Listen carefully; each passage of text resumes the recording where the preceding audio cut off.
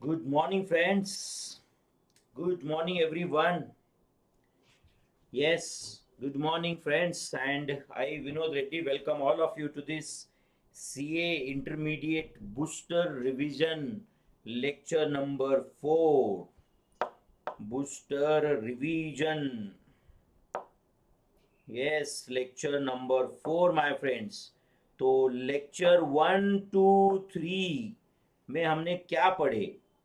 Yes, एक बार मुझे comment में प्लीज बता देना ऑडियो वीडियो क्लियर है क्या, ताकि I can proceed my friends. तो लेक्चर नंबर 1, 2, 3 में हम क्या पढ़े? तो लेक्चर नंबर 1, 2, 3 में सबसे पहले डे तो हम सिलेबस क्या है वो देखे। देन डे नंबर 1 था, इसलिए हमने कुछ मोटिवेशनल लेक्चर, टाइम पास, गाना नाच कुछ नहीं किया। करेक्ट है कि नहीं? डे नंबर 1 को भी हमने फर्स्ट लेक्चर में भी बहुत सिलेबस कवर किया था हमने। What is cost, what is costing, what is cost accounting, what is management accounting, difference between cost accounting and management accounting, difference between production cost center, service cost center, what is the meaning of cost center, what is classification of cost, फिर segregation of cost, correct or not, ये सब हमने complete किया था।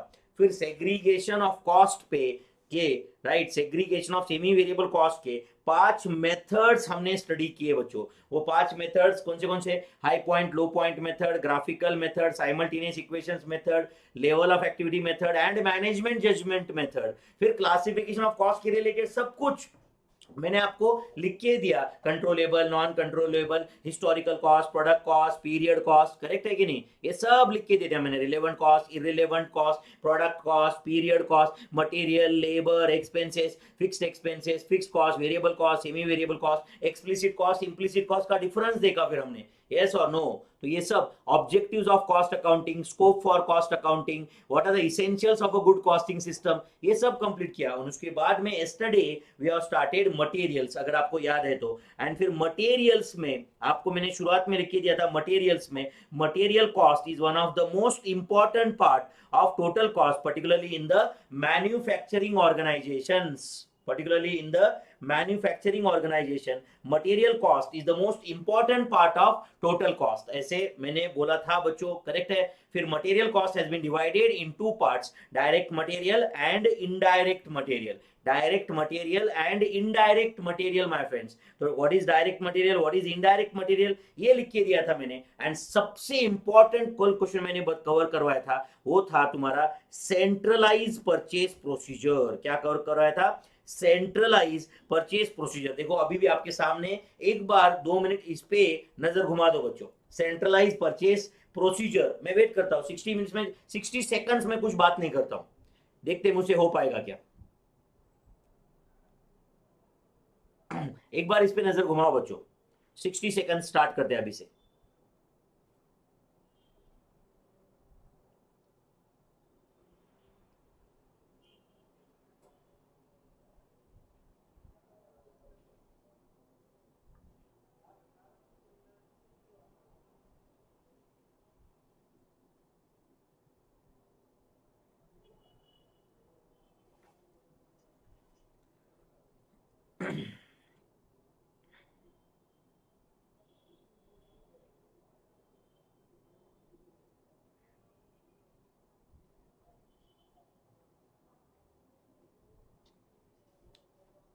Okay बच्चों, चलो।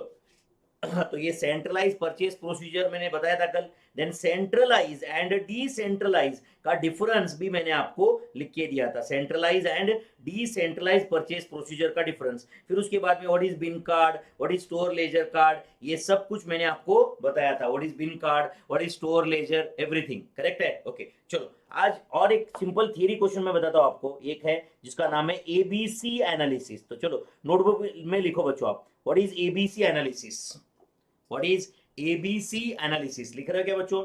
ABC analysis, इसको तुम चाहो तो ऑलवेज बेस्ट कंट्रोल ऐसे भी बोल सकते हो, या some of the books they call it as selective inventory management, selective inventory management, और it is also known as management by exception.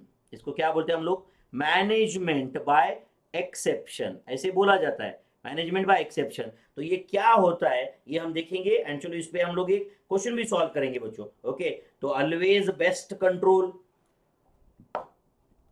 always best control or selective inventory management or management by exception. Okay, management by exception. I hope you're understanding my friends. Okay, ये आवाज clear है? यहाँ पे ये शील या कोई बोल रही है कि सर आपका माइक वॉल्यूम बढ़ा दो, तो मेरे ख्याल से तो मेरा माइक वॉल्यूम फुल है जितना मेरे से हो सकता है। बाकी लोग भी बता दो बच्चों, ऑडियो क्लियर है क्या? ऑडियो क्लियर है क्या? एक बार बता दो बच्चों प्लीज। यस यस, मुझे कमेंट में बता दो बच्चों, मेरे भाई ऑडियो क्लियर है क्या बता दो, नहीं तो मैं बात करते जाऊंगा और पता चला बाद में 1 घंटे के बाद कि किसी को आवाज ही नहीं आ रही थी। यस मेरे भाई, ऑडियो क्लियर है क्या बता दो please.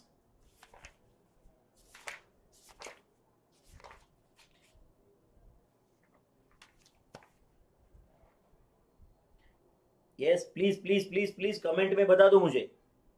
Okay, yes sir yes sir yes sir yes sir yes sir yes sir. तो इतने लोगों को अगर मेरी आवाज आ रही है क्लियरली तो मुझे नहीं लगता कोई प्रॉब्लम है। जिसने भी ये कमेंट टाइप किया बेटा, थोड़ा सा तुम्हारे सेटिंग जो भी है वो चेक कर लेना, वहाँ पे माई जो भी तुम्हारे स्पीकर के सेटिंग्स रहेंगे, कुछ आवाज वॉल्यूम बढ़ाना है वो चेक कर लेना बेटा। ओके, तो what is ABC analysis? Okay, अब मुझे बता बच्चों, एक स्टोर में अलग अलग टाइप के रॉ मटेरियल होते हैं, अलग अलग टाइप के रॉ मटेरियल होते हैं। ओके, अब मुझे बताओ, हर एक रॉ मटेरियल को आप इक्वल इंपॉर्टेंस दे सकते हो क्या?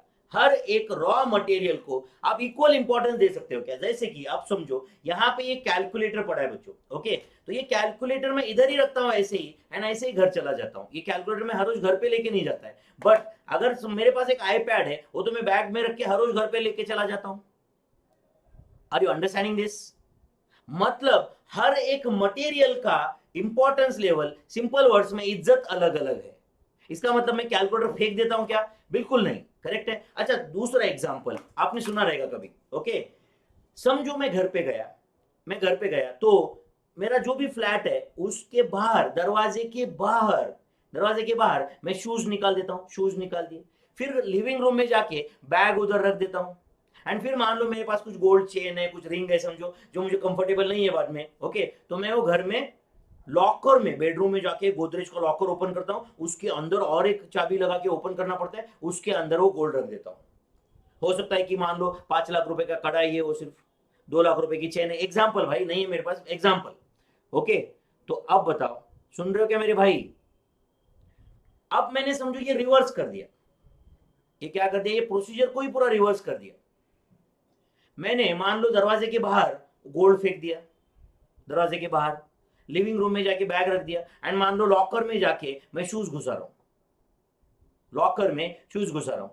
ध्यान दे रहे हो क्या? एग्जाम्पल तो पहले भी सुना रहेगा आपने, मैं पहले भी कभी रेगुलर बैच वगैरह किया है तो सुना रहेगा आपने। तो आप मुझे बताओ बच्चों, ये सही सीक्वेंस है क्या? तो मैं क्या कर रहा हूं, शूज लॉकर में घुसा रहा हूं, गोल्ड आइटम्स बाहर फेंक दिए, गलत हो रहा है ना यहाँ पे।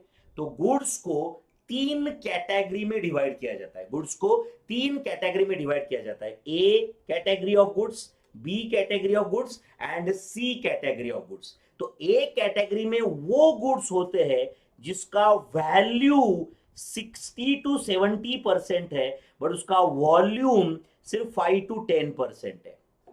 Are you understanding? And C category में एग्जैक्टली उल्टे होते हैं। सी कैटेगरी में वो गुड्स है जिसका वैल्यू 5 to 10% है, बट वॉल्यूम 60 to 70% है। एंड बी कैटेगरी में मॉडरेट, मतलब 10 से 15% वैल्यू है एंड 10 से 15% वॉल्यूम है समझो।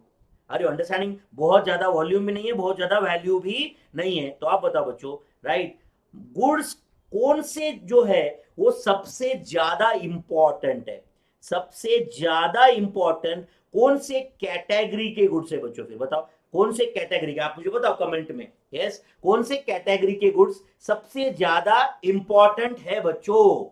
यस, कौन से कैटेगरी के गुड्स? ए कैटेगरी के, बी कैटेगरी के, या सी कैटेगरी के? Yes, obviously A category. तो on the basis of percentage of total value and percentage of total volume, goods are divided in 3 categories. Goods are divided in 3 categories, और वो 3 categories कौन से है आपको यहाँ पे दिख ही रहा है, A category, B category and C category. And obviously A category goods, A category goods, goods मतलब ऑब्वियसली रॉ मटेरियल, करेक्ट है, need utmost attention of management. A category of goods need utmost attention of management. Utmost attention A category के goods को चाहिए रहता है। A category of goods needs utmost attention of the management my friends, are you understanding this? And उसके बाद में B and C category, इसका मतलब बी कैटेगरी के गुड्स एंड सी कैटेगरी के गुड्स हम फेंक देते, ऐसा नहीं है, right? Accordingly, are you understanding this? देखना पड़ता है हमें कि कौन से ज्यादा इंपॉर्टेंट है, कौन से कम इंपॉर्टेंट है, अकॉर्डिंगली। तो A category of goods require utmost attention my friends, a category of goods require utmost attention. Hope you understood this. चलो एबीसी एनालिसिस समझा क्या बच्चों? ओके, एंड एबीसी एनालिसिस के बेसिस पे ही ओके और दो छोटे से कंसेप्ट्स है जिसका नाम है वीईडी एनालिसिस एंड एचएमएल एनालिसिस। वो क्या होते हैं वो भी सीखेंगे, बट बिफोर दैट चलो let us solve one question on ABC analysis. Okay, तो चलो एक काम करो, please read question number 1 on page number 1 of your notes. Question number 1 on page number 1, तो प्लीज पढ़ो बच्चों। आपको जो पीडीएफ प्रोवाइड किया गया है प्रॉब्लम नंबर 1, उसमें से आप प्लीज पढ़ लेना page number 1। Yes, problem number 1, from the following information calculate, from the following information calculate average value per item, average value per item if store has 6000 items of consumption, if store has 6000 items of consumption and yearly consumption of 12 lakhs, and yearly consumption of 12 lakhs, calculate average value per item। आपको ये solve करना है बच्चों, calculate average value per item. चलो बोलो ये कैसे solve करना है, आप बताओ, क्वेश्चन पढ़ो और फिर बताओ। यस, बूस्टर रिवीजन बैच है, इसका मतलब ये नहीं कि बस आप सुनते बैठने का, सिर्फ कुछ सॉल्व ही नहीं करने का, ऐसा नहीं है। हमने प्रॉपर नोटबुक बनाया है इसका, ये प्रॉपर 130 प्रॉब्लम्स हम लोग नोटबुक में रेगुलर में जैसे लिखते हैं वैसे पूरा डिटेल में आंसर लिखने वाले हैं। ये अपना डिसाइडेड है बच्चों।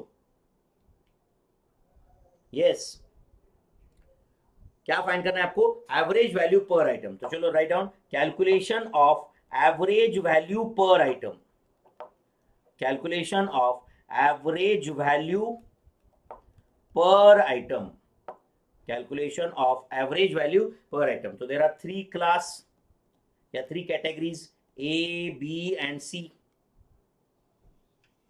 there are 3 categories A, B and C। चलो बोलो अभी इसके आगे क्या क्या लिखना है इसमें। there are 3 categories A, B and C।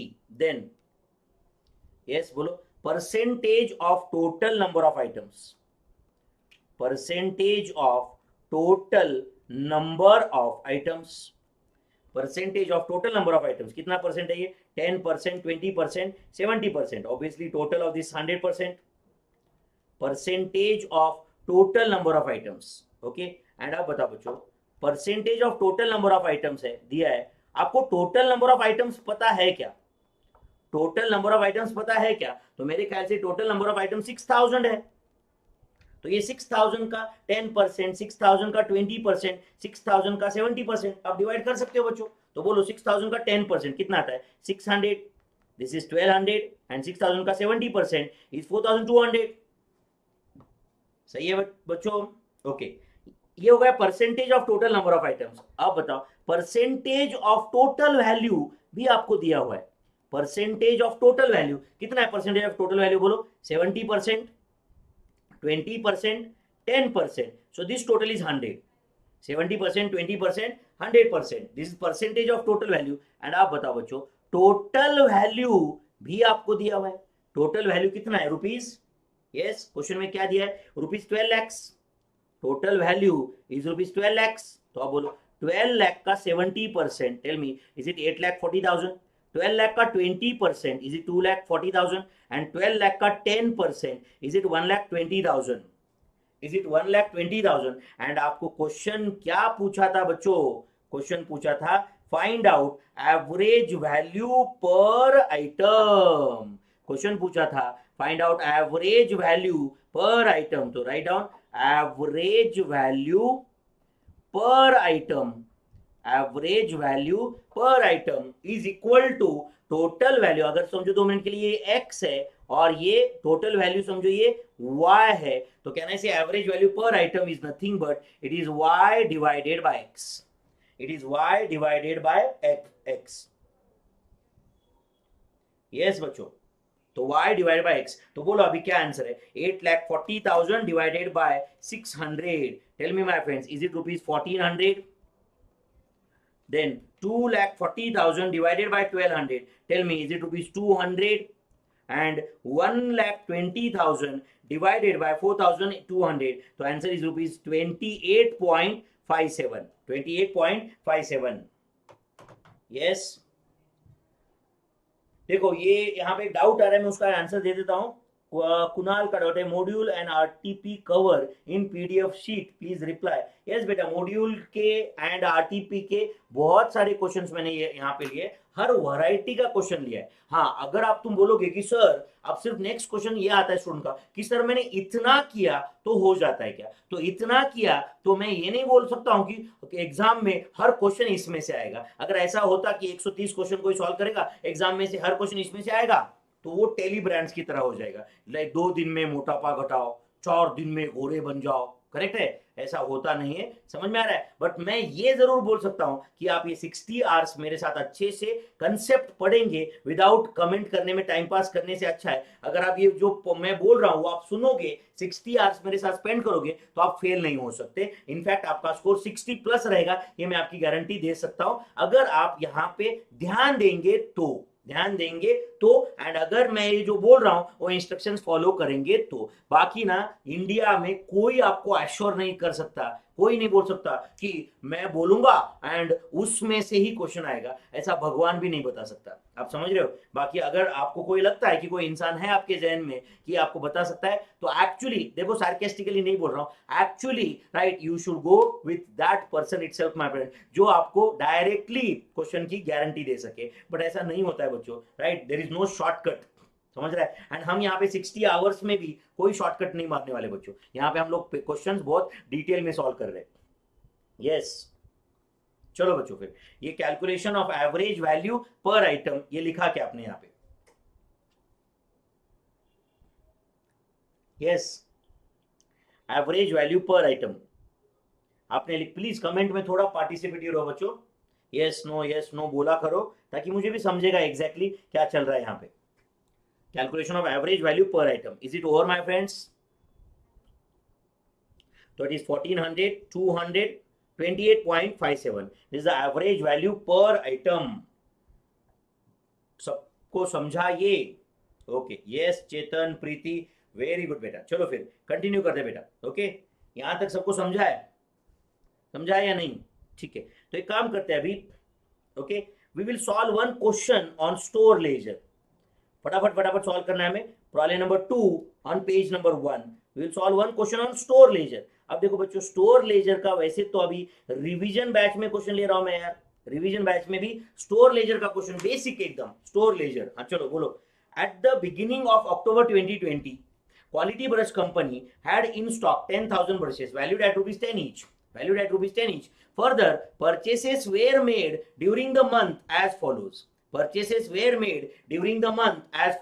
तो 7 अक्टूबर, 14 अक्टूबर, 24 अक्टूबर को परचेसेस है बच्चों। दिख रहा है कि आपको ये इश्यूज दिए हुए, आपको 16 अक्टूबर को एंड 28 अक्टूबर को इश्यू दिए हुए। You are required to prepare the store ledger for the month of, क्या क्वेश्चन है बच्चों पहला?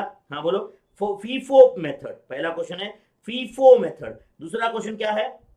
दूसरा है वेटेड एवरेज। दूसरा क्वेश्चन क्या है? Weighted average after every receipt.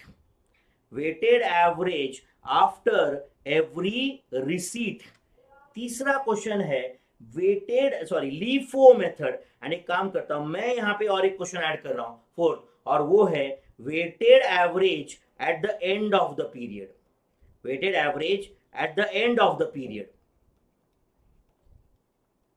Weighted average at the end of the period. तो ये 4 मेथड से बच्चों हमें स्टोर लेजर बनाना है। और एक यूजलेस टाइप का मेथड है, राइट, वो है सिंपल एवरेज। वो कभी प्रैक्टिकल लाइफ में यूज नहीं होता है बच्चों, समझ रहा है। तो ये 4 मेथड से हमें स्टोर लेजर बनाना है। तो चलो प्रॉब्लम नंबर 2 आप पढ़ लेना बच्चों। ये वहां पे 1 2 3 तीन ही क्वेश्चन लिखे, वहां पे आपको जो मैंने पीडीएफ प्रोवाइड किया उसमें 1 2 3 तीन ही क्वेश्चन दिए, बट मैंने यहाँ पे 4th क्वेश्चन ऐड कर दिया है। और वो 4th क्वेश्चन क्या है? Weighted average at the end of the period. Weighted average at the end of the period. मैंने बोला है बच्चों, अभी आज का ये lecture booster revision 4 and revision lecture 5 ये दोनों मटेरियल्स पे ही होने वाला है, क्योंकि मटेरियल्स कंपैरेटिवली बड़ा चैप्टर है, बहुत सारे कंसेप्ट है इसमें, पर्टिकुलरली अभी mainly related to inventory management, EOQ and all those things, ये सब हमें अच्छे से समझना है बच्चों। यस और नो? चलो फिर ये चारों मेथड से we have to prepare store ledger card my friends. चारों मेथड से we need to prepare store ledger card. चलो फिर बनाए हम लोग। यस, स्टोर लेजर कार्ड का फॉर्मेट पता है बच्चों, है या नहीं है? तो write down. First, store ledger card for October 2020. Write down. Store ledger card for October 2020 by FIFO method. Which method? FIFO method. बच्चों आप प्लीज मेरे साथ सॉल्व करो। कभी कभी ना ऐसे लगता है कि ये बहुत बेसिक है, बट हम उसमें भी मिस्टेक करके बैठते, तो बहुत जरूरी है अच्छे से सीखना। Store ledger card by FIFO method my friends. Do you remember the format? क्या फॉर्मेट होता है? डेट, बोलो फटाफट। डेट, देन डेट, उसके बाद पर्टिकुलर्स, डेट पर्टिकुलर्स, उसके बाद में receipts, issue and balance. Receipts, issue, balance. Okay, date, particulars, receipt, issue and balance. तो बताओ, रिसीट, इशू एंड बैलेंस, इसको हम तीन तीन पार्ट में डिवाइड करते हैं। Quantity, rate, amount, quantity, rate, amount, quantity, rate, amount. Do you agree? Quantity, rate, amount, quantity, rate, amount, quantity, rate, amount. ठीक है। एंड जो लोग तुम में से अगर कुछ ऐसे मैजिक के एक्सपेक्टेशन से आए कि सर कुछ तो 5 घंटे सिखाएंगे एंड अपने को एग्जाम में 50 मार्क आएंगे, तो ये एक्सपेक्टेशन ही गलत है बच्चा। समझ रहा है? ऐसे कुछ होता नहीं रहता है। ठीक है, तो चलो डेट में मैं यहां पे हेडिंग में ही लिख देता हूं, लेट्स से अक्टूबर 2020 का डेट मैं यहां पे मेंशन करूंगा। फिर फर्स्ट, चलो ओपनिंग बैलेंस। बोलो बच्चों, हम लोग अभी फिलहाल FIFO मेथड से सॉल्व कर रहे हैं। हाँ चलो बोलो, ओपनिंग बैलेंस कितना है बच्चों? ओपनिंग बैलेंस कितने ब्रशेस है बोलो? तो I think it is 10,000 at a rate of rupees 10। 10,000 at a rate of rupees 10। Tell me, is it 1 lakh? आप हो क्या बच्चों मेरे साथ? कर रहे हो क्या solve? 10,000 at a rate of rupees 10, that is 1 lakh my friends, that is 1 lakh. Correct है? ओके। उसके बाद में ट्रांजैक्शन जो है 7, 14, 24, 16, 28, तो ये क्रोनोलॉजिकल डेट वाइज आपको लगाना पड़ेगा। तो डेट वाइज 7, 14, फिर 16, 24 एंड 28, ये सीक्वेंस होगा बच्चों। करेक्ट है? तो चलो फर्स्ट ओपनिंग बैलेंस हमने लिख दिया। उसके बाद में 14th को there are purchases.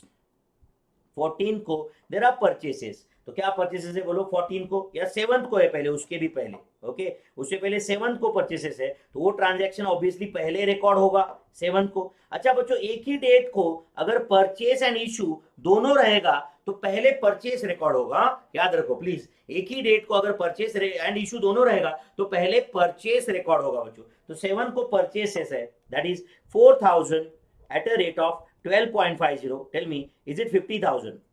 50,000। And balance के कॉलम में मुझे लिखना पड़ेगा 10,000 at a rate of rupees 10, 1 lakh, and 4,000 at a rate of 12.50, that is 50,000। That is 50,000। समझा यहां तक?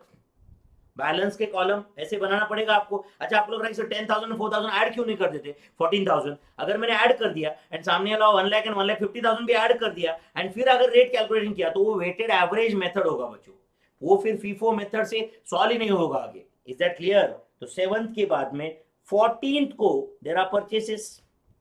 14th को देयर आर परचेसेस। कितने परचेसेस है बच्चों? 6,000 at a rate of 15, tell me, is it 90,000? Is it 90,000? तो बैलेंस होगा 10,000 at a rate of 10, 1 lakh. Then 4,000 at a rate of 12.50, 50,000, and 6,000 at a rate of 15. Answer is 90,000.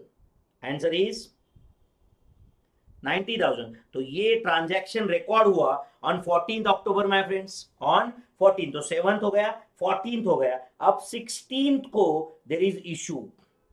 On 16th there is issue. कितना issue है बच्चों 16 को? 16,000 issue है. 16,000. तो अब बताओ फीफो मेथड से ये इशू कैसे रिकॉर्ड किया जाएगा? सब लोग बच्चों मेरे साथ सॉल्व कर रहे हो क्या? 16 को ये इशू कैसे रिकॉर्ड किया जाएगा? 16,000. तो आप बताओ बच्चों, ये इशू रिकॉर्ड होगा कुछ ऐसे, 10,000 at a rate of 10, 1 lakh. मतलब जो पहले यहां पे था वो पहले इशू होगा. ओके, अब यहां पे एक बहुत इंपॉर्टेंट कंसेप्ट बता देता हूं. स्टूडेंट को क्या लगता है, अच्छा स्टूडेंट को क्या लगता है, स्टोर में ऐसे 10,000 यूनिट्स ऐसे बाजू में रखे हो, 10 रुपए वाले, 4,000 12.50 वाले बाजू में रखे, 6,000 एट रेट ऑफ 15 वो बाजू में रखे, एंड जब अभी 16 को इशू करना है तो बोलेगा 10,000, वो 10 रुपए वाला स्टॉक निकाल दे. ऐसा नहीं होता है मेरे भाई. फिजिकली ये सारा स्टॉक मिक्स्ड रहता है. फिजिकली ये सारा स्टॉक मिक्स रहता है. ये जो हम कर रही है अकाउंटिंग है. ये सिर्फ अकाउंटेंट को पता है कि जब ये इशू हो रहा है, इशू हो रहा है मतलब कहां इशू हो रहा है मेरे भाई? प्रोडक्शन डिपार्टमेंट को इशू हो रहा है from store department. Production department को इशू हो रहा है फ्रॉम स्टोर डिपार्टमेंट. तो जब भी इश्यू होता है तो प्रोडक्शन डिपार्टमेंट कोई ना कोई जॉब कंप्लीट कर रहा है, तो उस जॉब के कॉस्ट शीट में वो 10,000 यूनिट्स का क्या कॉस्ट डालना चाहिए, उसके लिए हम ये अकाउंटिंग कर रहे हैं. फिजिकली वो 10,000, 4,000, 6,000 ये सब यूनिट्स एक ही बिन में पड़े हुए, एक ही रैक में पड़े हुए, एक ही जगह पड़े हुए, ये पॉसिबल है. कई बार स्टूडेंट को लगता है कि ऐसे अलग अलग स्टॉक मेंटेन किया जाता है, ये 10 रुपए से बाय किया हुआ, ये 12.5 रुपए से बाय किया हुआ, ये 15 रुपए से बाय किया हुआ. ऐसा नहीं है मेरे भाई. It's the same raw material, only its prices are different. Physically ये सारा स्टॉक मिक्स्ड है. ये जो भी है, FIFO, LIFO, weighted average, these are the methods of pricing the issues of raw material for accounting purpose. For accounting purpose, my friends. Correct है? तो ये होगा 10,000 at a rate of 10, then 4,000 at a rate of 12.50. This is 50,000, and this is 2,000 at a rate of 15. This is 30,000, and ये 6,000 में से 4,000 बचा है, 4,000 at a rate of 15. This is 60,000. तो ये हुआ ट्रांजैक्शन 16th of October का record, right, FIFO method से. यहां तक सबको समझा क्या? प्लीज प्लीज मुझे कमेंट में बता दो बच्चों, प्लीज. यहां तक सबको समझा है क्या? यस बच्चों, प्लीज सब लोग मुझे कमेंट में बता दो. यस, यहां तक क्लैरिटी है क्या? तो ये हो गया 16 का ट्रांजैक्शन रिकॉर्ड बच्चों. 7, 14, 16 हो गया. उसके बाद में 24th of October को देयर आर परचेसेस. 24th को देयर आर परचेसेस. क्या परचेसेस 24th को? 8,000 at a rate of 16.50. 8,000 into 16.50. Tell me, is it 1,32,000? Is it 1,32,000? Yes बच्चों, आपके कमेंट आ रहे हैं मुझे. समझा सर? चलो प्लीज, यहां तक करेक्ट है. तो चलो बताओ बैलेंस कितना होगा? 4,000 at a rate of 15. This is 60,000, and 8,000 at a rate of 16.50. This is 1,32,000. This is 1,32,000. ये हो गया 24th of October के परचेसेस रिकॉर्ड है. 24th of October के परचेसेस मैंने रिकॉर्ड कर दिए बच्चों. एंड अब क्या रिकॉर्ड करना है मुझे? इशू. कौन से डेट का इशू रिकॉर्ड करना है बोलो? 28th का इशू रिकॉर्ड करना है. 28 को इशू है 10,000. तो आप बोलो first in first out method से 10,000 कैसे इशू होगा? बोलो बच्चों, first in first out method से. तो मेरे ख्याल से 4,000 at a rate of 15, it is 60,000, and 6,000 at a rate of 16.50. 16.50 into 6,000, this is 99,000, and balance बचेगा 2,000 at a rate of 16.50. 2,000 into 16.50, this is 33,000 my friends. 33,000 my friends. And यहाँ पे तुम चाहो तो टोटल कर सकते हो. ओके, एंड अक्टूबर को लेट अस से 31 ऑफ अक्टूबर को तुम चाहो तो क्लोजिंग स्टॉक वापस लिख सकते हो। 31 को closing stock, and closing stock value क्या है बोलो, 2000 at a rate of 16.50, 33,000 closing stock value, yes, as on 31 October. And चाहो तो ये टोटल कर सकते हैं, 4,000 plus 6,000, so this is 18,000, 50,000 plus 90,000 plus 1,32,000 is 2,72,000. 2,72,000. Then 10,000 plus 4,000 plus 2,000 plus 10,000. So this is 26,000 issue हो रहा है, एंड जिसमें बैलेंस यहाँ पे है is 1 lakh plus 50,000 plus 30,000, and this is 3,39,000. 3,39,000. Yes बच्चों, तो ये हो गया first in first out method से। कौन से मेथड से? First in first out method से। यस प्रशांत भाई बोलो, सब कुछ समझा क्या? प्रशांत, रोंगे, मुस्कान, दीपाली, नितेश, चेतन, सब समझा है क्या भाई? बोलो मेरे भाई, फीफो मेथड से कंप्लीट हो गया क्या? एंड अगर ये कंप्लीट हो गया फीफो मेथड से तो write down second, store ledger card by, store ledger card by, चलो एक काम करते, पहले लीफो से बनाते। Store ledger card by LIFO method, last in first out method से पहले बनाते LIFO method.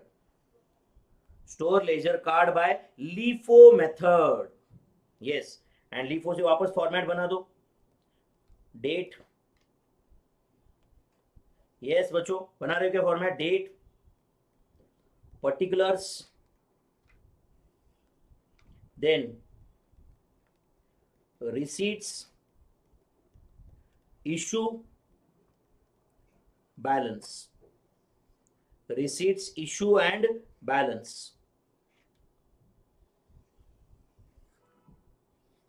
date, particulars, receipts, issue, balance।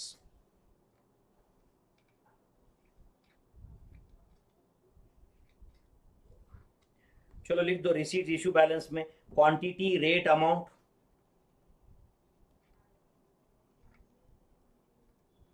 Quantity, rate, amount,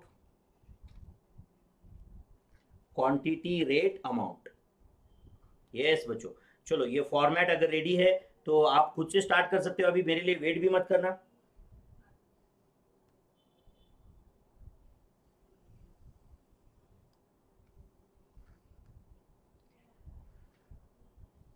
yes, store ledger card by LIFO method, last in first out method, store ledger card by LIFO method। तो चलो मैं यहाँ पे अक्टूबर 2020 ऐसा लिख रहा हूँ। First there is opening balance, opening balance क्या ओपनिंग बैलेंस है?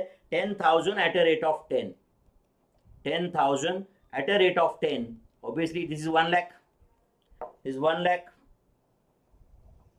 यस बच्चों, चलो उसके बाद में बताओ, फर्स्ट के बाद में ट्रांजैक्शन है 7th अक्टूबर को, देयर आर परचेसेस, 7th अक्टूबर को देयर आर परचेसेस। कितना परचेसेस है? 4,000 at a rate of 12.50, tell me is it 50,000? And balance में आप लिख देना 10,000 at a rate of 10, that is 1 lakh, and 4,000 at a rate of 12.50, it is 50,000। yes बच्चों, and अब बताओ 7th के बाद में नेक्स्ट ट्रांजैक्शन है 14th को, वो भी परचेसेस ही है वापस। तो बोलो परचेसेस, कितना परचेसेस है बच्चों? 6,000 एट अ रेट ऑफ 15, तो tell me is it 90,000? And balance रहेगा 10,000, 4,000, 6,000, 10, 12.50 and 15, so this is 1 lakh, 50,000, 90,000, 1 lakh, 50,000, 90,000। चलो बच्चों यहां तक क्लियर है? यस बच्चों, 14th, उसके बाद में 16th को देयर इज इशू एंड अब तुम बताओ बच्चों, इशू है अब लीफो मेथड से, last in first out method से, तो बोलो लीफो मेथड से अब ये इशू कैसे होगा, लीफो मेथड से। यस मेरे भाई, बोलो लीफो मेथड से। आप बता सकते हो कमेंट में मुझे, लीफो मेथड से 16,000 आपको इशू करना है, तो it will B 6,000 at a rate of 15, 90,000, 4,000 at a rate of 12.50, 50,000, and ये 10,000 में से 6,000 इशू हो जाएगा at a rate of 10, it is 60,000, and tell me balance रहेगा 4,000 at a rate of 10, that is 40,000, balance रहेगा 4,000 at a rate of 10, that is 40,000। यहां तक समझा क्या मेरे भाई? Yes, 6,000, 4,000, 6,000. Yes, very good Chetan, very good Chetan Dipali. 16th हो गया, उसके बाद में 24th को बच्चों there is purchase. 24th को there is purchase, and क्या purchase है बोलो? 8,000 at a rate of 16.50. तो 8,000 into 16.50, tell me, is it 1,32,000? 1,32,000, तो बैलेंस कितना बचा बोलो? 4,000 at a rate of 10, 40,000, and 8,000 at a rate of 16.50 is 1,32,000.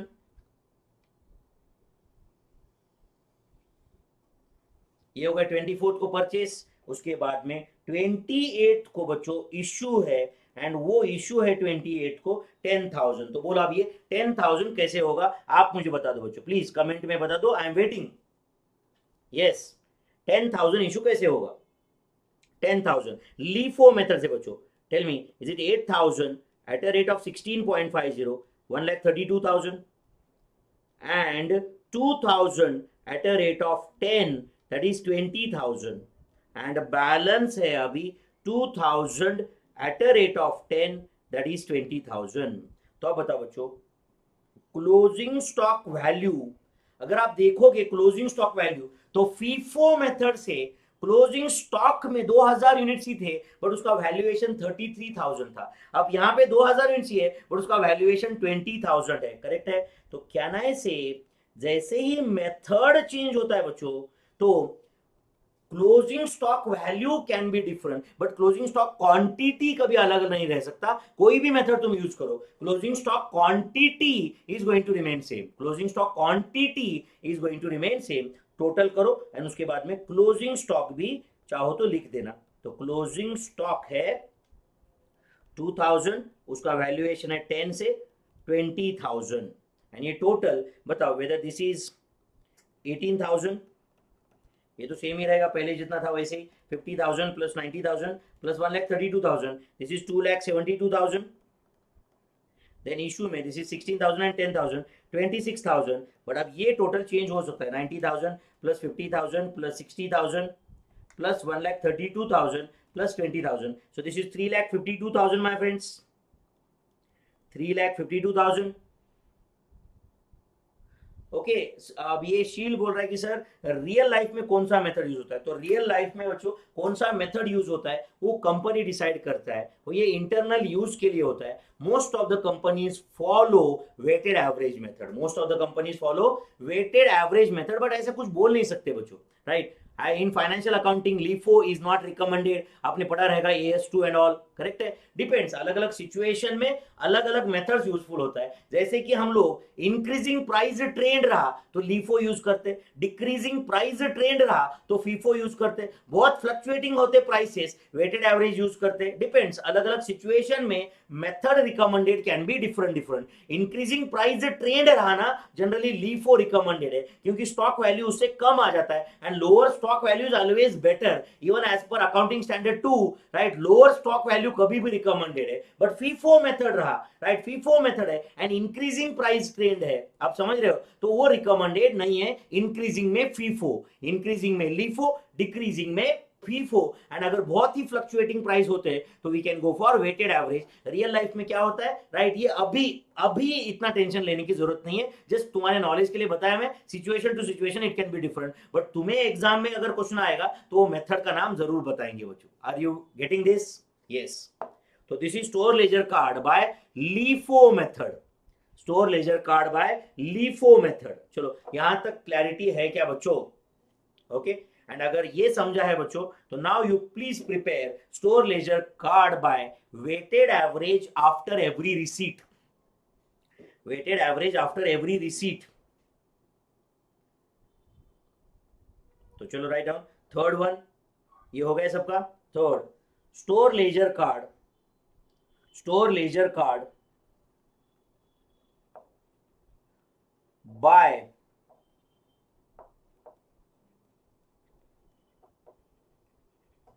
Weighted average method, bracket में लिखो after every receipt, weighted average after every receipt, store ledger by weighted average after every receipt. तो चलो right down, date, particulars, receipts, issue, balance।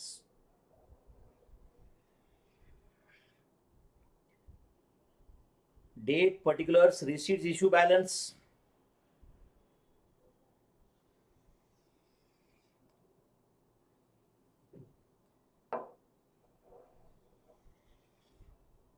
Date, particulars, ये receipts, issue, balance, इसको तीन तीन part में divide कर दो, quantity, rate, amount, quantity, rate, amount, quantity, rate, amount.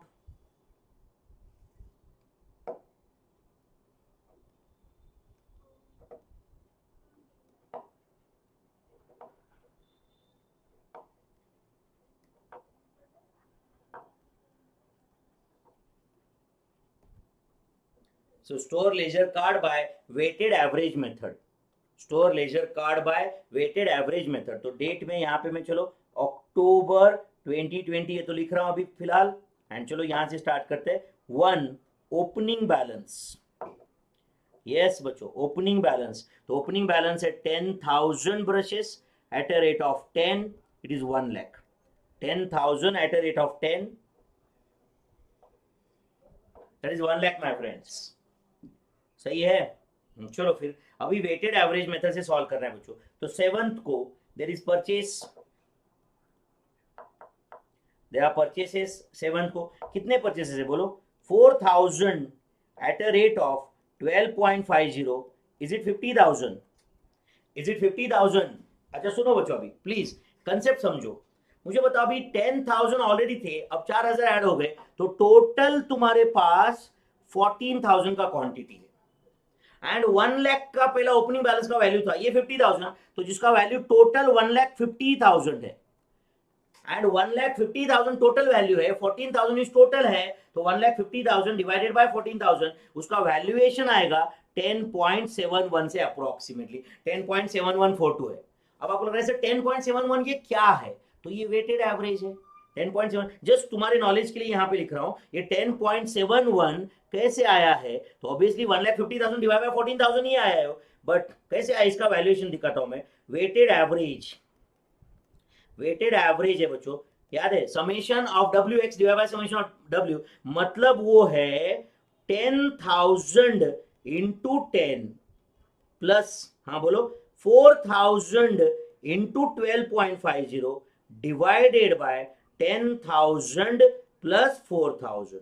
तो ऑब्वियसली इसका आंसर है 1,50,000 डिवाइडेड बाय 14,000, जिसका आंसर है 10.71। आपको लग रहा है नहीं ये तो सिंपल एवरेज है, मेरे भाई सिंपल एवरेज होता तो डायरेक्टली 10 प्लस 12.50 डिवाइडेड बाय 2 हो जाता। इमेजिन करो कि समझो x जो क्वांटिटी है वो है 10,000 एंड ये है 4,000, एंड उसका ये लेटर से रेट जो है, रेट जो है लेटर से पहले का था 10 एंड ये था 12.50, 10 एंड 12.50 बच्चों, एंड उसको क्वांटिटी का अगर मैंने ये वेट दे दिया समझो, तो आप मुझे बताओ WX कितना आता है? WX आता है 1 lakh and this is 50,000, and शायद आपको याद आता रहेगा formula, summation of WX 1,50,000 divided by summation of W 14,000. This is nothing but it's a weighted average.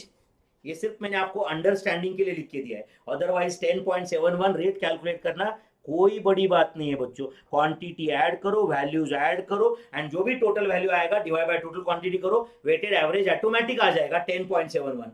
Please please आप मुझे कमेंट बॉक्स में बता दो इसमें क्लैरिटी है क्या. यस बच्चों, तब तक मैं पानी पी लेता हूं. प्लीज इसमें क्लैरिटी है क्या बताओ. Weighted average,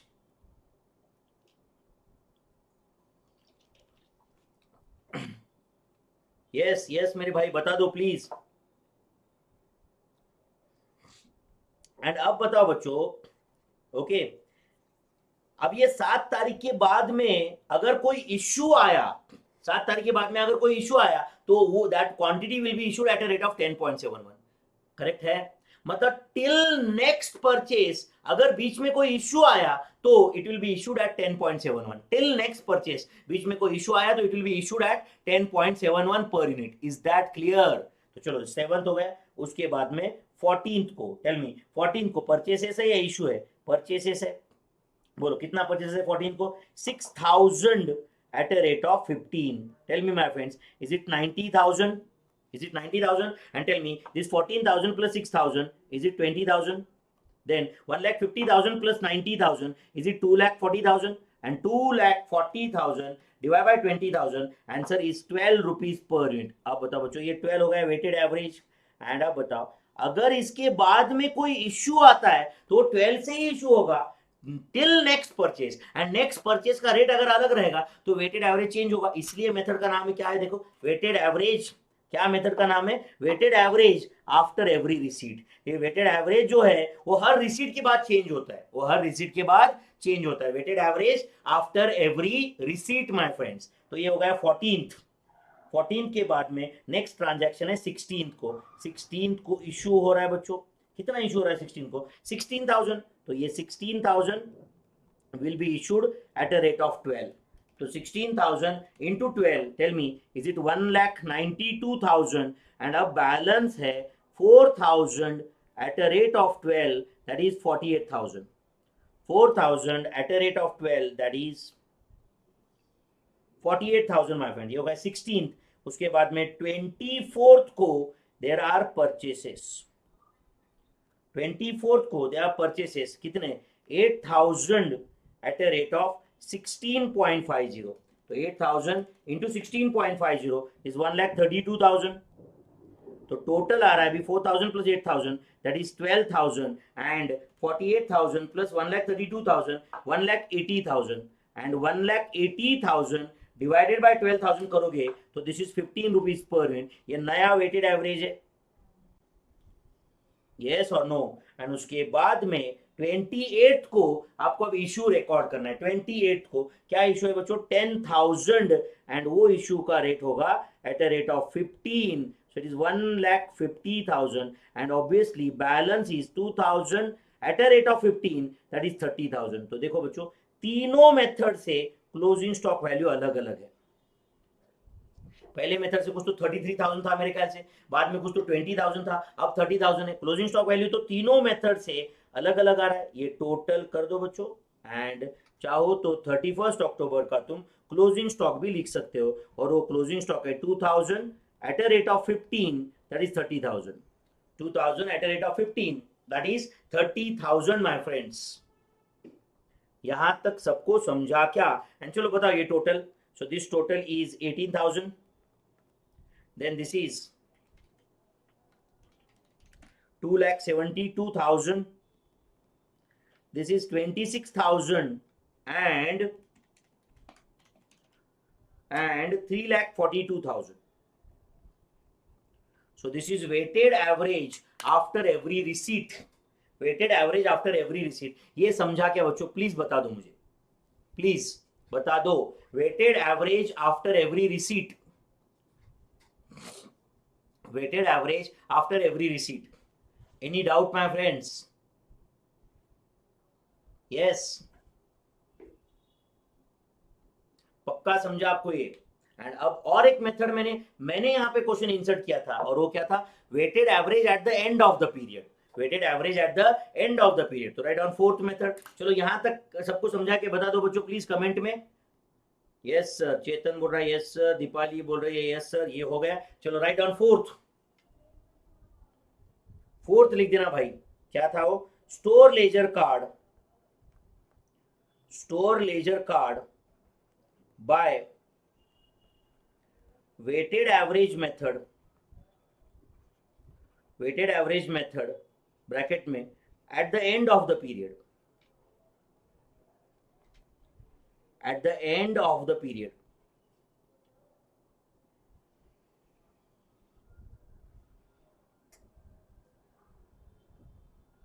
Store ledger card by weighted average method at the end of the period, weighted average at the end of the period। तो चलो राइट आउट वही फॉर्मेट अपना, डेट लिखो बच्चों please, date, particulars,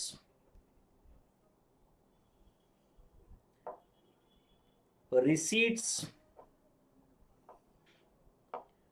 issue, receipts, issue, balance, date, particulars, receipts, issue, balance।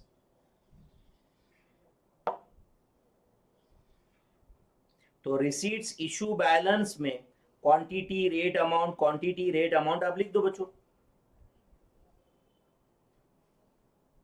Yes, quantity, rate, amount, quantity, rate, amount, this is quantity, rate, amount. Store ledger card by weighted average at the end of the period. तो at the end of the period मतलब at the end of the month है यहाँ पे। At the end of the period मतलब इस question में वो at the end of the month है बच्चों, इस क्वेश्चन में weighted average at the end of the month. Yes, चलो फिर ये कैसे सॉल्व करते हैं देखते हैं बच्चों।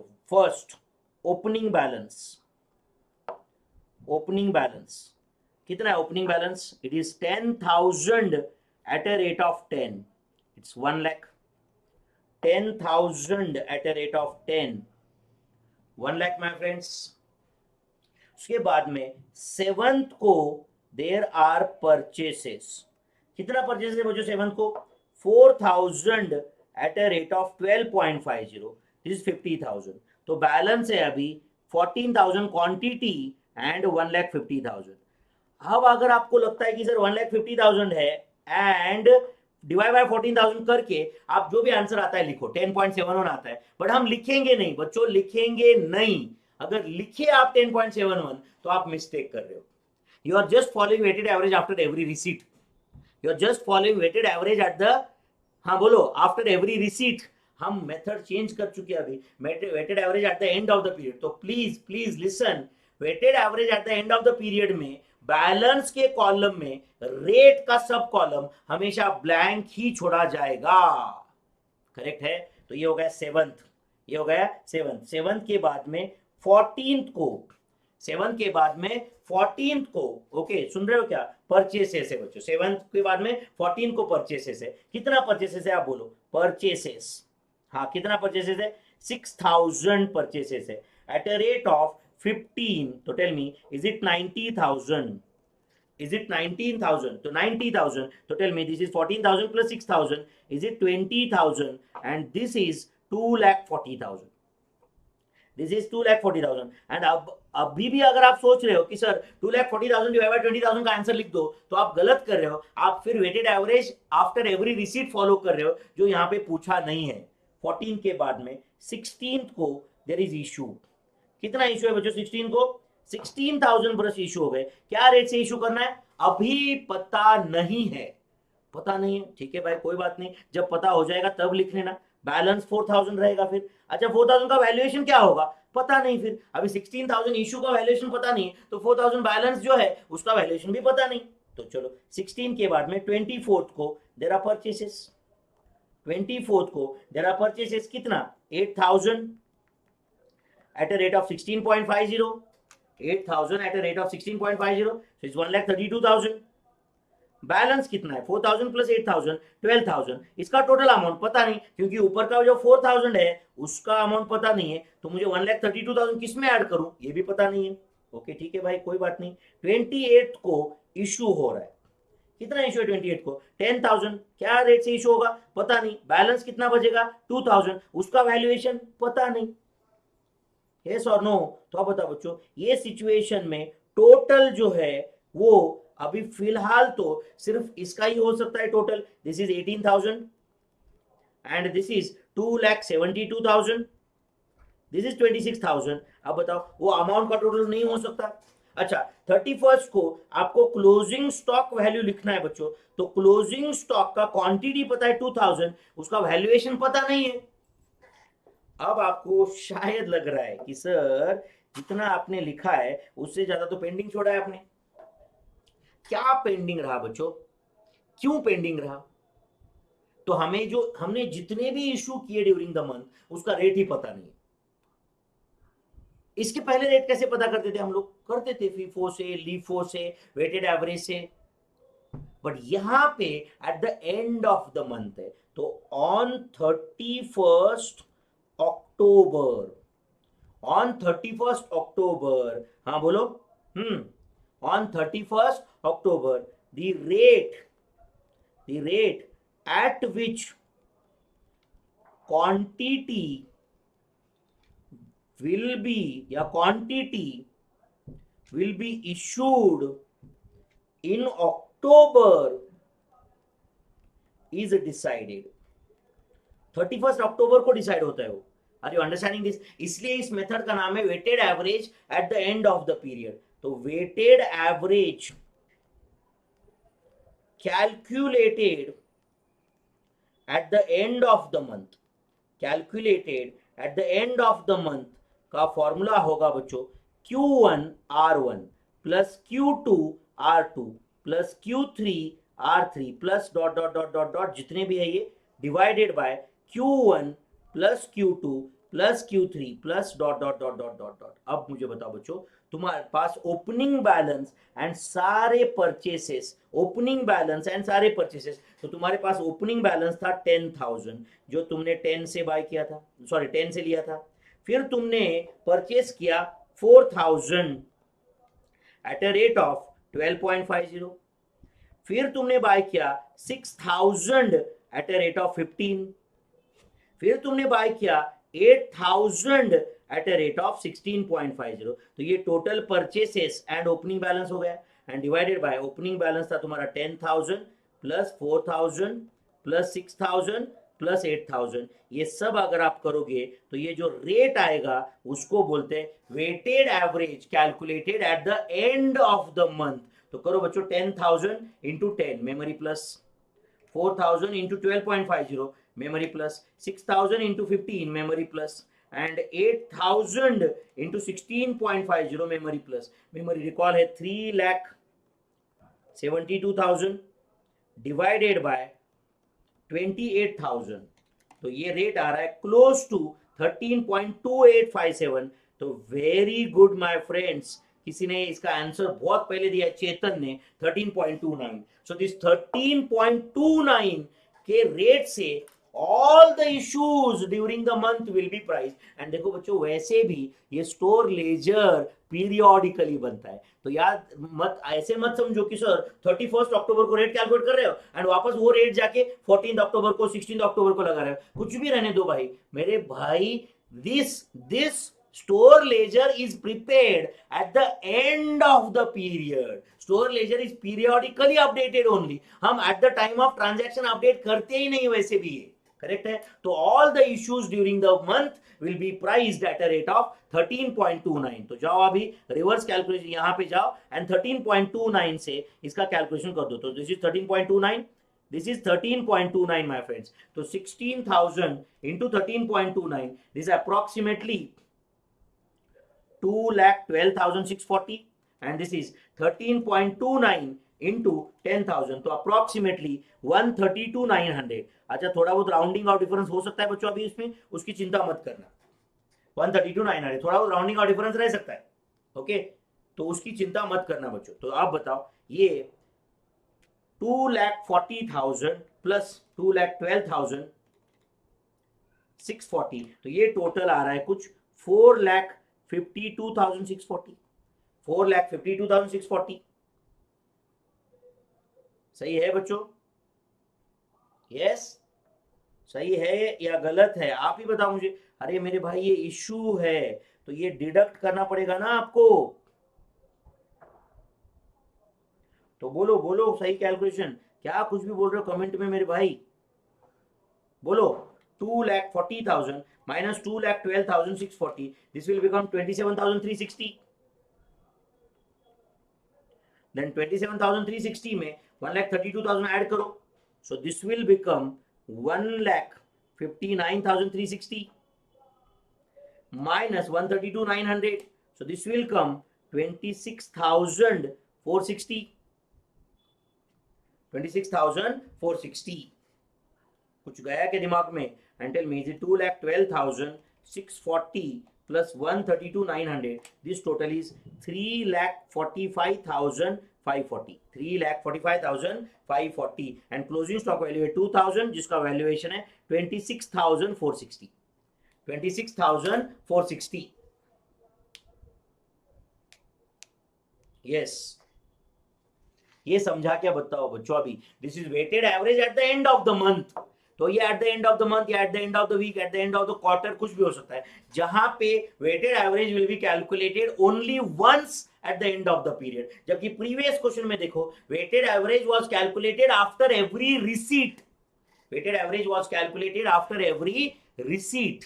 यहां पे it is calculated at the end of the period, यहां पे here it is calculated at the end of the period. And I hope this is clear to everyone now, my friends. Yes or no? So this is question number 2 हमने complete कर दिया बच्चों। Any doubt? Yes बच्चों, यहां तक समझा क्या कुछ?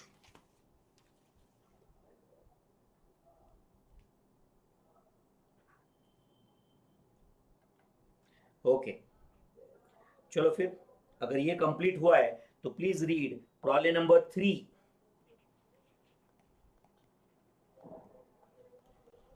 On page number 1। Problem number 3 on page 1। Yes बच्चों, प्रॉब्लम नंबर 3 ऑन पेज 1, इसके बाद पढ़ना है अपने को। ओके, करण सेन बोल रहा है सर इसमें मार्जिनल कॉस्टिंग भी होगा क्या? क्यों नहीं होगा बेटा, ये अभी हम थर्ड चैप्टर में, हम बेसिक कॉस्ट कंसेप्ट फिनिश किए, कॉस्ट शीट फिनिश किए, अभी मटेरियल्स पढ़ रहे हैं हम लोग। हमारा ये सिर्फ 5th लेक्चर है बेटा, 5th या 4th लेक्चर जो भी कुछ है, इसमें 4th लेक्चर है। एंड हम ऑलरेडी यहाँ पे थर्ड चैप्टर में सब लोग मार्जिनल कॉस्टिंग होगा, स्टैंडर्ड कॉस्टिंग होगा, बजट्स एंड बजटरी कंट्रोल होगा, प्रोसेस कॉस्टिंग होगा, सर्विस कॉस्टिंग होगा, joint product by product costing होगा, ओवरहेड्स होगा, एब्सॉर्प्शन कॉस्टिंग होगा, सब होगा मेरे भाई। ये सिर्फ 4th लेक्चर है, टोटल 25 लेक्चर्स है अपने पास, 60 आवर्स है total, don't worry at all. ठीक है, तो प्रॉब्लम नंबर 3 पेज 1, चलो बच्चों ये पढ़ लो अभी प्लीज। ओके, उसमें एक करेक्शन है, सिर्फ उतना कर लेना पहले, वहां पे एक प्रिंटिंग मिस्टेक है। ऑन 20th डेट, जो डेट लिखा है 20th, वहां पे ऐसे लिखा है returned from department, return from department. Okay, उधर ब्रैकेट में लिख देना मटेरियल रिटर्न नोट 4 एंड वहां पे लिख देना रिक्विजिशन 121, ऐसे लिख देना रिक्विजिशन 121। ये MRN4 प्रिंट नहीं हुआ है वहां पे, एंड रिक्विजिशन 121 प्रिंट नहीं हुआ है, उतना आप लिख दो बच्चों क्वेश्चन में प्लीज। 20 तारीख को ऑन 20th सितंबर, ये आप लिख दो बच्चों please. Yes, on 20th। Yes, Karan Sen तुम बोल रहे सर आज मैंने फर्स्ट टाइम ज्वाइन किया है, तो बेटा एक काम करो, अभी इसके पहले के 3 लेक्चर्स अच्छे से देख लो बेटा। ये 60 आवर्स में पूरा सिलेबस होने वाला है। तुम फर्स्ट लेक्चर मेरा देखोगे ना इस बैच का, बूस्टर रिवीजन का, तो तुम्हें सब आइडिया आ जाएगा कि इसमें एग्जैक्टली क्या क्या होने वाला है बेटा। ठीक है, तो प्लीज तुम वो बूस्टर रिवीजन का फर्स्ट लेक्चर पहले देखो, अभी डायरेक्ट 4th लेक्चर देख के कोई फायदा नहीं होगा बेटा तुम्हें। ठीक है, तो चलो बाकी बच्चों ये 20th सितंबर को ये जो कुछ चेंज करना है क्वेश्चन में, थोड़ा बहुत प्रिंटिंग मिस्टेक है वहां पे, वो आप कर देना। रिटर्न फ्रॉम डिपार्टमेंट ब्रैकेट में लिख देना material return note for requisition 121, ऐसे लिख दिया आपने? लिखा क्या? चलो फिर अगर आपने लिखा है बच्चों तो let us solve problem number 3। Let us solve problem number 3। करना है बच्चों solve problem number 3? Yes. AT Limited furnished following store transaction for September 2021. For September 2021, AT Limited furnished the following store transaction for September 2021. Date, particulars, units, rate. जहां जहां पे purchase है उसका rate दिया हुआ है, जहां पे इश्यू है वहां पे वो रेट क्यों देंगे भाई? वो तो हम डिसाइड करेंगे ना, फीफो से या लीफो से, जो भी कुछ है। अच्छा, opening balance, issue, receipt, issue, returns, issue, issue, receipt, issue, received, replacement, return, transferred, issue, transferred, shortage in stock taking. Write up the price store ledger, obviously price store ledger ही बनाएंगे by FIFO method, and discuss how do you treat shortage in stock taking. Shortage in stock taking, चलो FIFO method से करना है हमें ये eighty limited के लिए। तो राइट डाउन, हेडिंग लिख दो पहले, eighty limited, eighty limited, heading लिख दो मेरे भाई, and write down store ledger card for September 2021। Store ledger card for September 2021 by FIFO method. By FIFO method. Store leisure card for September 2021 by FIFO method. तो चलो format बना दो सब लोग, date, store ledger card for September 2021 by FIFO method.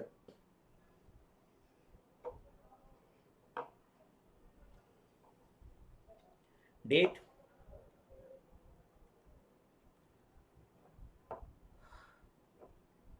particulars,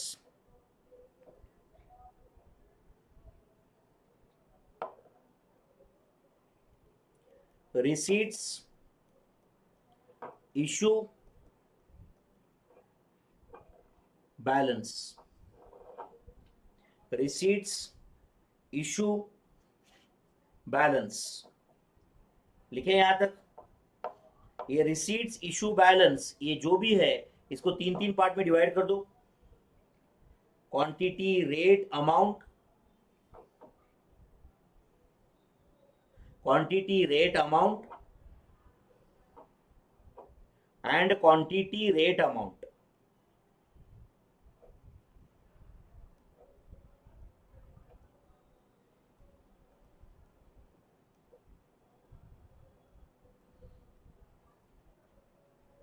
Quantity, rate, amount. Store leisure card for September 2021.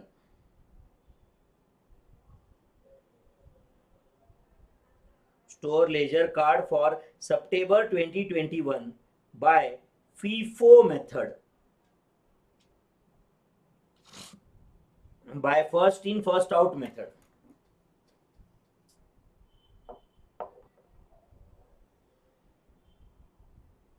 Yes बच्चों, चलो फिर start करें हम लोग।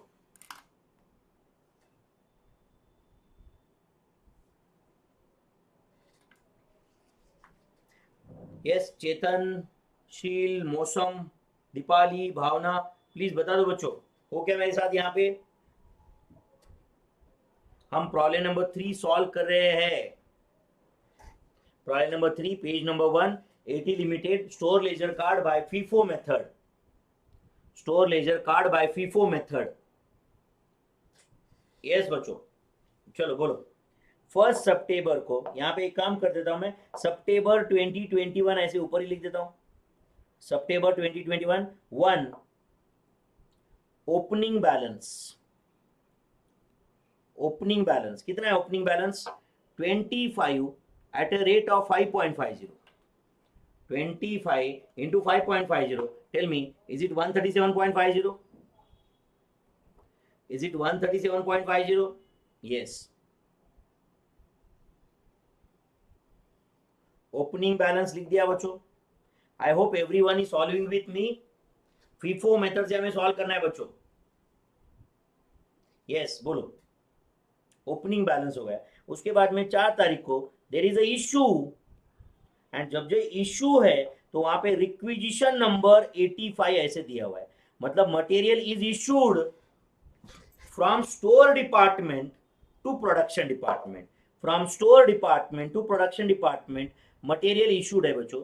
तो जो प्रोडक्शन डिपार्टमेंट को ये इशू किया गया है उस प्रोडक्शन डिपार्टमेंट ने मटेरियल रिक्विजिशन नोट भेजा रहेगा ना स्टोर को, तो उसका नंबर आपको दिया हुआ है। एंड ऐसा देखो बच्चों, हम लोग ये एटी लिमिटेड के एक रॉ मटेरियल के लिए स्टोर लेजर कार्ड बना रहे हैं। अगर 1000 रॉ मटेरियल रहेंगे ना तो ऐसे 1000 शीट्स रहेंगे उनके पास, से 1000 शीट्स रहेंगे।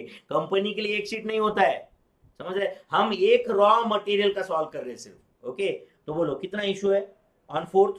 8 एंड क्या रेट से इशू होगा? ऑब्वियसली 5.50। तो tell me is it 44? 8 into 5 tell me balance, is it 17 into 5.50? So it is 17 into 5.50, tell me is it 93.50? Is it 93.50? ये हो गया 4th। उसके बाद में 6th, there are receipts from B and company. तो B and company ये अपना supplier होगा, तो हमने परचेज ऑर्डर दिया है, उसने क्वांटिटी सप्लाई किया, एंड वो सप्लायर ने जब क्वांटिटी दिया उसके बाद में goods testing and inspection department में गए, टेस्टिंग एंड इंस्पेक्शन डिपार्टमेंट ने स्टोर में भेज दिए, एंड साथ साथ में जीआरएन बनाया, goods received note. Goods received note, हाँ बोलो कितना रिसीट है? 50 एट अ रेट ऑफ 5.75। तो 50 इंटू 5.75, तो this is 287.50, 287.50। so this is 17 at a rate of 5.50 which is 93.50, and 50 at a rate of 5.75 it is 287.50 my friends, 287.50। ये हो गया transaction of 6th of September। Yes बच्चों 6th का हो गया। उसके बाद में 7th को there is a issue, there is a issue, requisition number 97, requisition number 97। अब आपको लग रहा है कि सर 85 के बाद में डायरेक्ट 97 कैसे आया? अरे ये तो एक रॉ मटेरियल का बना रहे, और भी रॉ मटेरियल्स है ना मेरे भाई कंपनी में, मटेरियल रिक्वेशन नंबर वो अलग अलग यूज करते रहेंगे वो लोग। इस रॉ मटेरियल के लिए वापस रिक्वेशन नंबर 97 आया।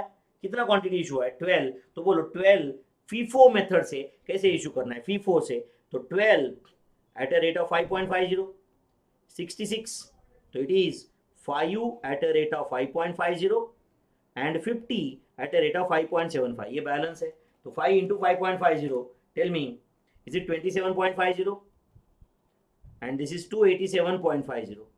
ये बैलेंस का कॉलम है आफ्टर 7th सितंबर का ट्रांजैक्शन, आफ्टर 7 सितंबर का ट्रांजैक्शन, सही है। देन 10th को बच्चों returned to B and company.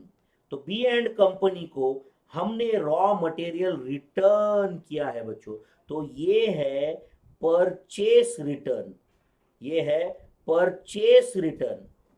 मतलब हमारे स्टोर डिपार्टमेंट को प्रोडक्शन डिपार्टमेंट ने रिटर्न नहीं किया है, हमने सप्लायर को रिटर्न किया है। तो अब बताओ स्टोर के लिए ये आउटगोइंग क्वांटिटी है या इनकमिंग है? स्टोर के लिए आउटगोइंग जाने वाला क्वांटिटी है, इनकमिंग है? हाँ बोलो, स्टोर में आ रहा है या स्टोर से जा रहा है? ये क्वांटिटी स्टोर से आ रहा है या जा रहा है? इनकमिंग है या आउटगोइंग है? बताओ मुझे कमेंट में, उसके बिना आगे नहीं बढ़ूंगा मैं। कमेंट में बताओ स्टोर के एंगल से ये इनकमिंग है या आउटगोइंग है? हाँ बच्चों, यस यस यस बोलो।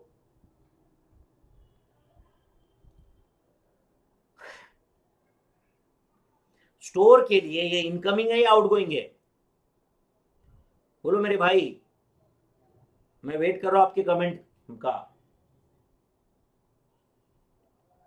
Outgoing, very good. स्टोर के लिए आउटगोइंग है क्योंकि परचेस हम वापस कर रहे हैं बच्चों। तो क्या 10 तारीख को कितना क्वांटिटी वापस जा रहा है? 10 एट ए रेट ऑफ 5.75। आपको लग रहा है सर 5.75 किसने डिसाइड किया? वो बी एंड कंपनी को वापस दे रहे हैं ना लोग, तो 57.50। तो आप बताओ whether this is 5 at a rate of 5.50, ये तो एज इट इज ही है, एंड ये 5.75 में से इशू हुआ, तो ये 50 में से 10 इशू हो गए, 10 इशू हो गए मतलब रिटर्न किए, ऐसे समझो आप, रिटर्न किए, तो बचे कितने, बचे तो 40, फिर तो 40 eight a rate of 5.75, 40 into 5.75, तो this is 230, 230 my friends, yes और नो। अरे 5.75 वाला मटेरियल वापस कर दिया ना हमने, उसके बाद में देर आर इश्यूज, क्या डेट को इशू है बच्चों, 12th को, हाँ बोलो इशू, क्या requisition number, requisition number 108, requisition number 108, कितना क्वांटिटी इशू है 12th को, बोलो 15 यूनिट्स इशू है, तो बोलो अब 15 यूनिट इशू कैसे होगा, तो 5 एट अ रेट ऑफ 5.50, 27.50, फिर 10 at a rate of 5.75, that is 57.50, and balance है 30 at a rate of 5.75, 30 into 5.75, tell me is it 172.50, yes. Chetan बोला है सर कुछ नहीं बोला होता तो फिर रिटर्न 5.75 होता ना, यस बेटा, कुछ नहीं बोला होता तो हम ऊपर रेट ले लेते, ऊपर बी एंड कंपनी से क्या रेट से लिया है वो देख लेते, तो क्या रेट से लिया था 5.75, उसी रेट से वापस करते हम लोग, तो चलो समझा क्या बेटा चेतन, अगर उन्होंने रेट दिया नहीं रहता तो हम देखते बी एंड कंपनी से क्या रेट से आया था एंड उसी रेट से वापस करते, अगर क्वेश्चन में कुछ 5.75 छोड़ के और कुछ दिया होता तो वो रेट से कर देते यहाँ पे, बट जनरली ऐसा नहीं होगा, यस। तो ये 12th तक कंप्लीट है क्या बताओ, फिर वापस 13th को there is a issue my friends, issue requisition number 110, requisition 110, हाँ बोलो कितना है, 20 units issued at a rate of 5.75, 20 units issued at a rate of 5.75, तो 20 at a rate of 5.75, 20 at a rate of 5.75 का क्या answer है बच्चों, 20 into 5.75, it is 115, तो it is 10 at a rate of 5.75, it is 57.50,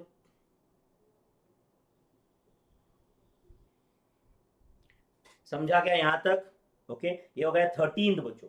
अभी 15th, there is receipts from M and company, receipts from M and company, तो M and company अपना supplier होगा, तो शायद इसका जीआरएन नंबर भी दिया रहेगा उन्होंने, तो जीआरएन नंबर 33, जीआरएन नंबर 33, तो गुड्स अपनी कंपनी में आ गए कितना 25 एट अ रेट ऑफ 6.10, तो 25 into 6.10 is it 152.50, and tell me balance will be 10 at a rate of 5.75, that is 57.50, and 25 at a rate of 6.10, that is 152.50,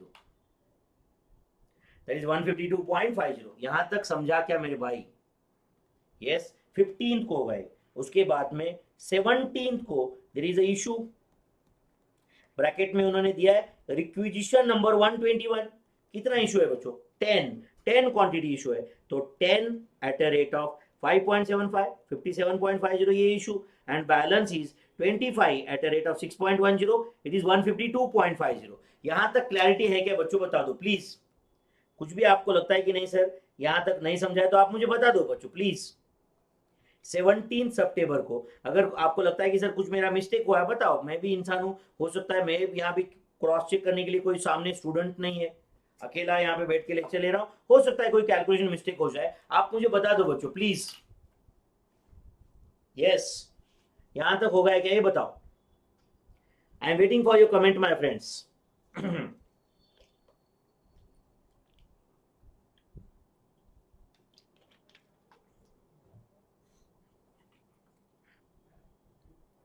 yes Chetan तुम बताओ यहां तक करेक्ट है क्या, 17 तक, यस चेतन, चेतन जी बता दो यहां तक करेक्ट है क्या, ओके यस सर। अब 19th को रिसीव्ड रिप्लेसमेंट, मतलब जो क्वांटिटी हमने बी एंड कंपनी को वापस दिया था शायद उसका रिप्लेसमेंट आया है from B and company, received replacement from B and company 10, पर उसका रेट नहीं दिया उन्होंने, तो रेट हम वही लेंगे 5.75.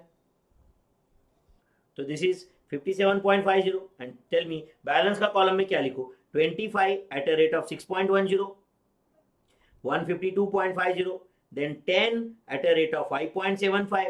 So this is 57.50. 57.50. चलो बच्चों, ये हो गया 19th का ट्रांजैक्शन. 19th का जो भी ट्रांजैक्शन था वो हमने रिकॉर्ड कर दिया. 19 तक हमने कंप्लीट किया है. हाँ चलो आगे बताओ. 19 के बाद में जो भी ट्रांजैक्शन है आप मुझे बताओ वहां से पढ़ के.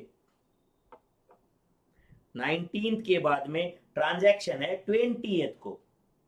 20th को क्या है बोलो, रिटर्न्ड मटेरियल. रिटर्न्ड मटेरियल, तो किसी प्रोडक्शन डिपार्टमेंट ने मटेरियल रिटर्न किया है. Okay, material return note number 4 है एंड उन्होंने ब्रैकेट में दिया हुआ है बच्चों, वो है रिक्वेशन 121. तो ये रिक्वेशन 121 क्यों दिया है, देखो यहां पे मैं उसको हाईलाइट कर रहा हूं. रिक्वेशन 17 तारीख को जो इशू हुआ था वो वापस आया है. 17 तारीख को जो इशू हुआ था वो वापस आया है बच्चों. तो अगर वो वापस आया है तो क्या, कितना मतलब वापस आया है बच्चों, 5. 10 इशू किया था, 5 आया था. तो 10 क्या रेट से इशू किया था, 5.75 से इशू किया था, तो 5.75 से ही वापस लेंगे. अगर कुछ अलग दिया रहता तो वो लेते, तो कुछ नहीं दिया है तो ऑब्वियसली सेम रेट. समझा क्या बच्चों. तो रिक्वेशन 121, तो ब्रैकेट में मैं यहाँ पे 17 सितंबर ऐसे लिख देता हूँ, रेफर 17 सितंबर का ट्रांजैक्शन. समझा क्या, 17 सितंबर का transaction. Is that clear my friends? Yes. तो अब बताओ बैलेंस का कॉल. अच्छा बताओ, स्टोर के लिए तो ये रिसीट हुआ ना बच्चों. अब लोग ऐसा नहीं इशू है, अरे मेरे भाई प्रोडक्शन डिपार्टमेंट में मटेरियल वापस दिया स्टोर को, तो स्टोर के लिए तो रिसीट ही है ये. तो बैलेंस बताओ, 25 at a rate of 6.10, 152.50. And देखो ये 10 एंड 5 15. आप लोग ऐसे ऐड कैसे कर सकते हो, कर सकता हूं क्योंकि रेट सेम है 5.75. फिर भी आपको लगता है कि नहीं सर मैं अलग अलग लिखूंगा, लिखो कोई प्रॉब्लम नहीं. वैसे तो रेट सेम ही है ना बच्चों, ZD 6.25. अरे 10 एट रेट ऑफ 5.75, फिर 5 एट रेट ऑफ 5.75, मतलब 15 एट रेट ऑफ 5.75. बात तो एक ही है ना. यस और नो. तो ये हो गया 20. अब बताओ next 22nd, transferred from one job to another job. तो transferred from one job to another job is neither receipt nor issue for store. It will not come in store ledger. It will not come in store ledger. Then 26th को there is issue. There is issue. कितना issue है बोलो, requisition number 146. Requisition number 146. Yes बोलो, कितना है बच्चों 26 को, 10 quantity issue है. तो बोलो बच्चों 10 at a rate of 6.10, it 61. तो ये बैलेंस बचा है 15 15, 6.10, 5.75. तो 15 into 6.10 is 91.50 and this is 86.25. 26. फिर 29 का transaction will not come over here. Transfer from department A to department B है. Department A to department B ऐसे लिख देना, टू बी वहां पे मिसप्रिंट है. Department A to department B transferred है. It will not come in store ledger. It will not come in store ledger. And अब बताओ बच्चों 29th का ट्रांजैक्शन तो यहाँ पे आएगा नहीं. 30th को there is a shortage in stock taking. तो अब बताओ बच्चों, हमारे स्टोर लेजर के हिसाब से 15 + 15 इतना रॉ मटेरियल होना चाहिए. तो हमने गए वहां पे एंड फिजिकली स्टॉक चेक किया और वहां पे देखा हमने कि 28 यूनिट्स ही है, जबकि 30 होना चाहिए था. 15 + 15 30 होना चाहिए था, उधर 28 यूनिट्स ही है. मतलब there is a shortage in stock taking of 2 units. 2 units का शॉर्टेज है स्टॉक टेकिंग में.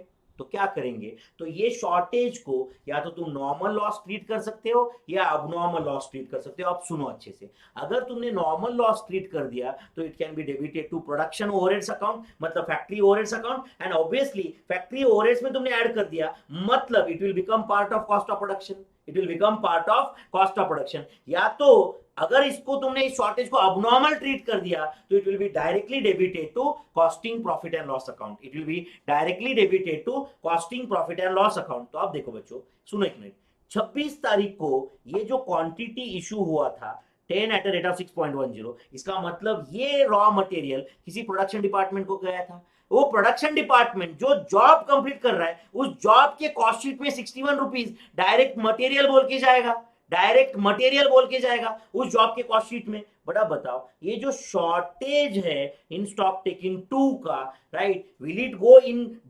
अ cost sheet of any job as a direct material cost? No, it will go to production overheads account. And हम FIFO follow करते हैं तो obviously this will be 6.10। तो ये 15 and 15, ये पहले वाले 15 में से 2 कम कर देते हैं तो ये 13 बन जाएगा बच्चों। क्या बन जाएगा? 13 बन जाएगा। Are you getting this? तो ये 15 की जगह ये 13 and this is 15 my friends. So this is 6.10 and this is 5.75। तो 13 into 6.10, this is 79.30 and this is 86.25. 86.25. Is that clear? Yes or no? बताओ बच्चों। एंड बताओ, shortage in stock taking shall I write debited to production overheads account? Debited to production overheads account। तुम चाहो तो total कर दो, नहीं किया तो भी कोई प्रॉब्लम नहीं है।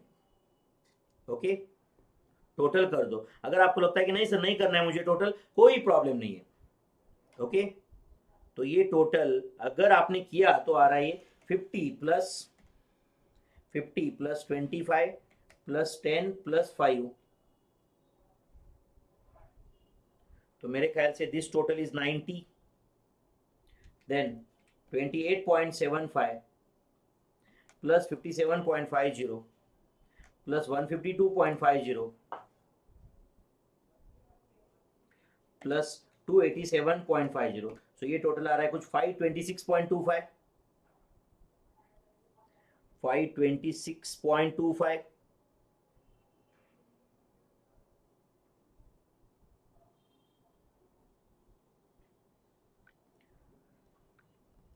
फिर इशू में ये टोटल आ रहा है 2 प्लस ये 22 42 57 plus 10 67 plus 12 79 plus 8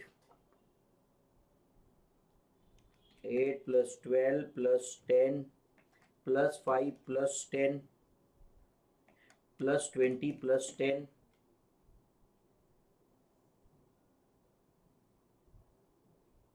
plus 10 plus 2, total में इज इट 87।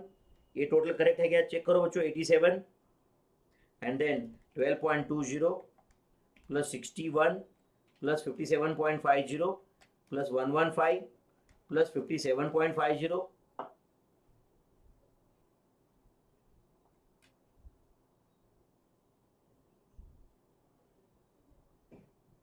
इशू में करो अमाउंट का total 44 plus 66 plus 57.50 plus 27.50 plus 57.50 plus 115 plus 57.50 plus 61 plus 12.20। Tell me, is it 498.20?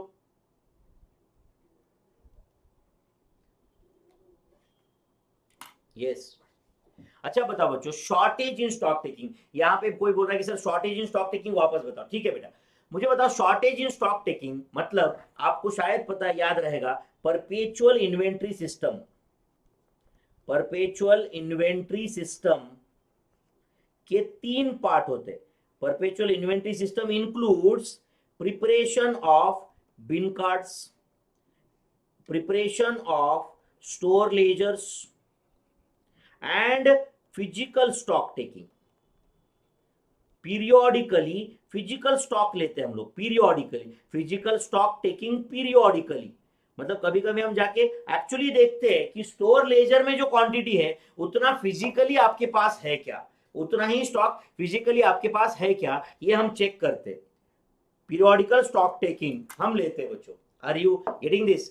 But हमारे पास 30 यूनिट्स होने चाहिए थे, हम गए उधर एंड देखा कि 28 यूनिट्स ही है। वो ये कुछ क्लैरिकल एरर हो सकता है, नॉर्मल हो सकता है, अबनॉर्मल हो सकता है। अगर अबनॉर्मल होता तो जो 2 यूनिट्स हमारे लॉस हो चुके हैं उसका कॉस्ट हम P&L को डेबिट करते, अब नॉर्मल है बोल के, एंड P&L को डेबिट कर दिया मतलब it has not inflated cost of production of any of the job. But अगर हमने ये प्रोडक्शन ओवरहेड्स में डाल दिया मतलब it production overheads ultimately various job पे ही ऑपरेशन होते बाद में, इसका मतलब वो नॉर्मल लॉस की वजह से कॉस्ट ऑफ प्रोडक्शन बढ़ेगा। तो here I have assumed it to be normal loss, here I have assumed it to be normal loss, hence debited to production overheads account. And हम जो भी एजम्पशन किए हम लोग लिखेंगे बच्चों नीचे नोट्स में, ठीक है। तो चलो यहां तक ये सबको समझा के बताओ एंड उसके बाद में लिख देना नीचे notes and assumptions, notes and assumptions, okay. उसमें पहला point write down, material transferred from one job to another job or one department to another department obviously is not recorded in store ledger card, store ledger card, as it is neither receipt nor issue for store department. It is neither receipt nor issue for store department. store department के लिए ना ये receipt है ना issue है बच्चों। Is that clear? Second, okay, shortage in stock taking, shortage in stock taking of 2 units is assumed to be a normal loss, hence cost of 2 units will be debited to production overheads account, will be debited to production overheads account। समझ रहा है? अगर हमने इसको assume किया कि वो abnormal loss है then it will be debited to costing P&L। आपने बहुत बार सीखा रहेगा बच्चों ये मटेरियल में, लेबर में, as it is an abnormal loss it is debited to costing P&L। तो अगर ये abnormal होता तो we would have debited it to costing profit and loss account। अगर ये abnormal होता तो we would have debited it to costing profit and loss account। yes बच्चों, तो ये जो भी क्वेश्चन हमने हमें दिया था we have completed it। ये क्वेश्चन नंबर 3 हमने कंप्लीट कर दिया बच्चों, 80 लिमिटेड। तो ये क्वेश्चन नंबर 1 2 3 आज हमने सॉल्व कर दिया कि नहीं बच्चों? तो चलो अब एक काम करें और एक क्वेश्चन सॉल्व करते हैं आज। Please read question number 4, please read question number 4, please read problem number 4 page number 2 my friends. Problem number 4 page 2। चलो problem number 4 page 2।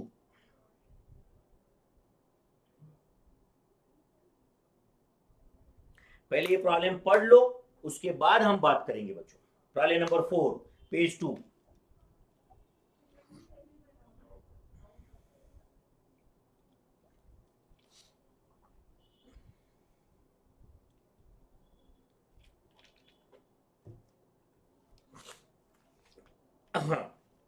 yes, problem number 4 बच्चों।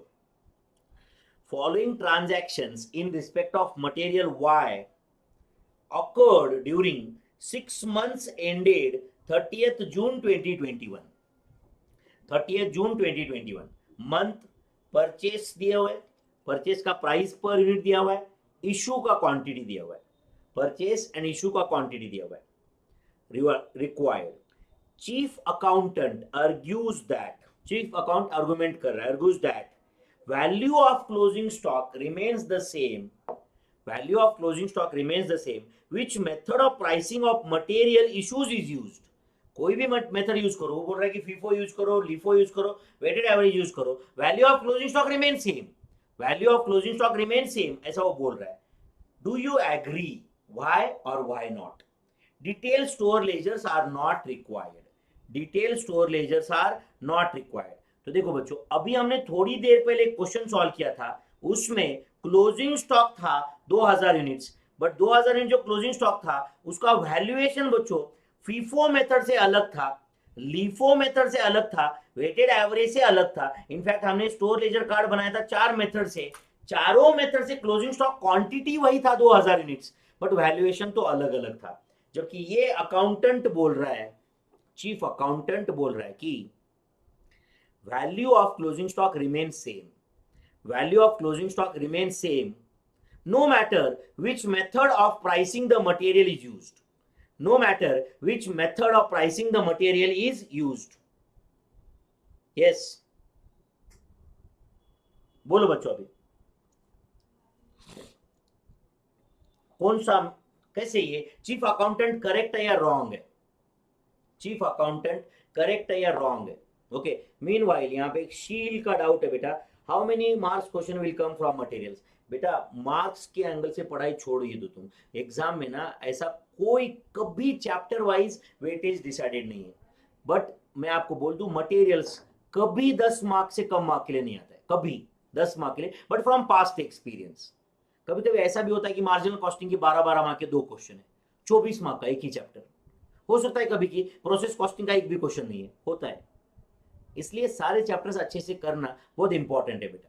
एंड मैं आपको बोल रहा हूं, मैं प्रॉमिस कर रहा हूं, मैं पूरा अंदर से यहां से बोल रहा हूं कि ये 60 आवर्स मेरे साथ बैठो, इतने क्वेश्चंस मेरे साथ सॉल्व करो, कंसेप्ट समझो, तुम फेल हो ही नहीं सकते, चाहो तो भी नहीं हो सकते. समझा क्या? प्लीज रिक्वेस्ट है बच्चों, बहुत सालों से मैं पढ़ा रहा हूं, ये मैं कुछ तो एक्सपीरियंस से बोल रहा हूं, ठीक है?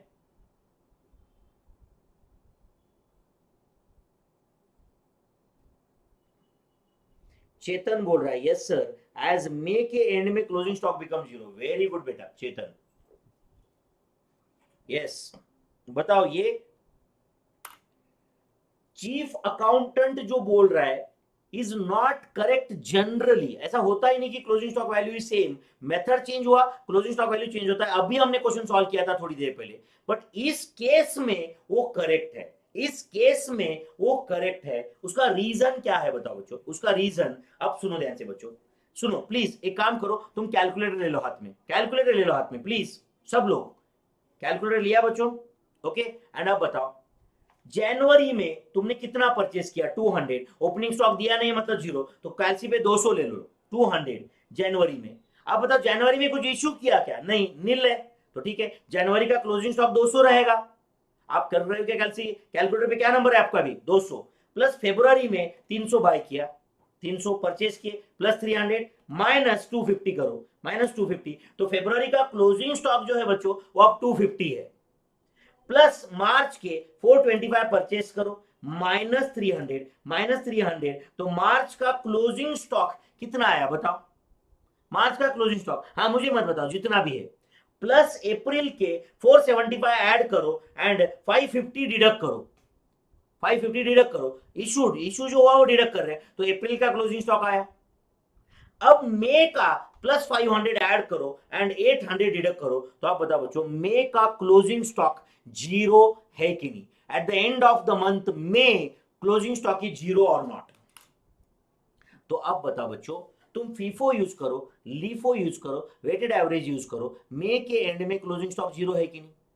मे के एंड में क्लोजिंग स्टॉक 0 है कि नहीं? फीफो यूज करो, लीफो यूज करो, वेटेड एवरेज, मे एंड का स्टॉक 0 है. एंड जून में जो बाय परचेस है वो एक ही रेट से है, 600 eight a rate of 20, and उसमें सिर्फ 400 इशू है. अब बताओ बच्चों, कैन आई से irrespective of method of pricing the issue of material is followed, मे के एंड में स्टॉक 0 है, तो कैन आई से जून में एक ही परचेस है 600 एट अ रेट ऑफ 20, तो all the issues of June will be at a rate of 20 itself and closing stock at the end of June will be 200 units at a rate of 20 only. इसके पहले का कोई भी method रहेगा, जून का जो stock है वो तो 20 से ही वैलिड होगा, क्योंकि मई एंड में स्टॉक 0 है बच्चों. तो chief accountant is correct in this case. However, he cannot be always correct. However, he cannot say that whatever method used, closing stock value remains same always. ऐसा वो नहीं बोल सकता. But इस क्वेश्चन में वो करेक्ट है. इस क्वेश्चन में वो करेक्ट है. Is that clear, my friends? तो आप सुनो, क्वेश्चन का आंसर कैसे लिखेंगे? चलो राइट डाउन. ए लिखो बच्चों, first point in answer. Okay, एक काम करो, write down total purchases for first 5 months of 2021. total purchases of first 5 months कितना है बच्चों? 200 plus 300 plus 425 plus 475 plus 500. so it is 200 plus 300 plus 425 plus 475 plus 500. Is it 1900 units?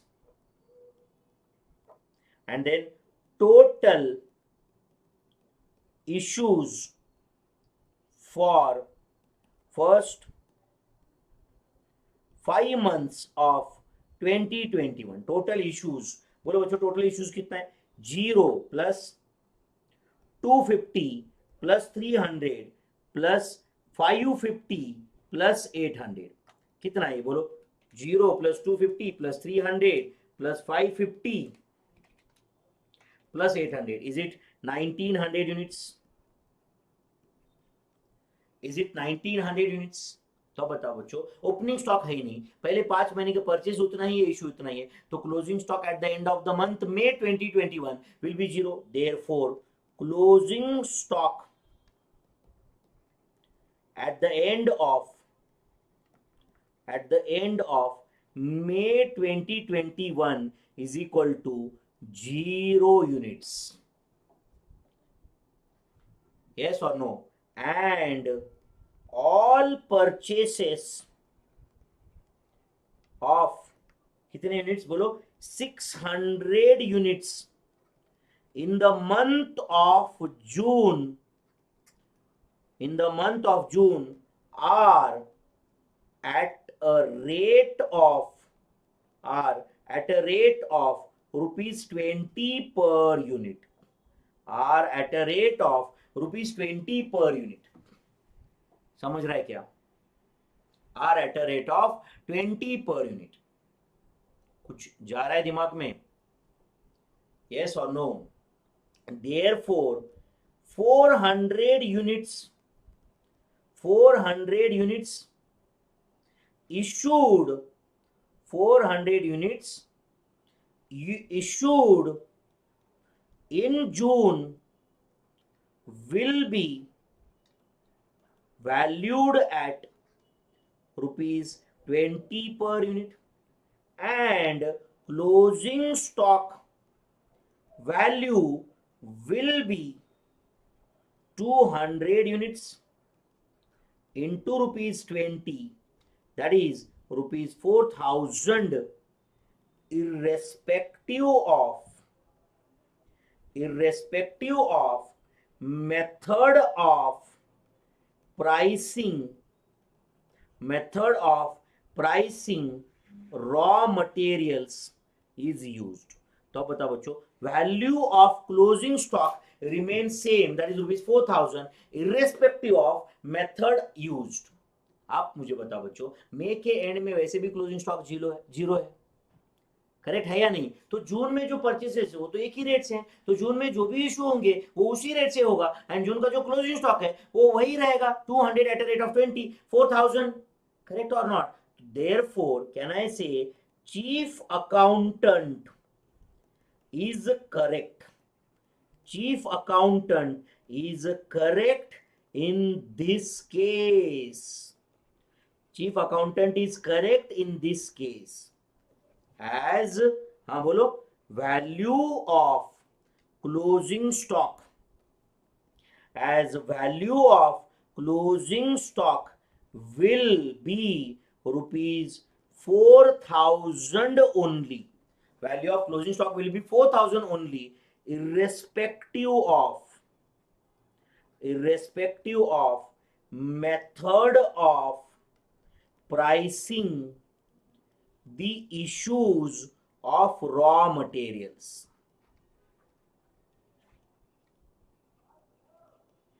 आप समझ रहे बच्चों? He is correct in this case. However, right, he can't be correct. He can't be correct all the time. As closing stock value can be different as per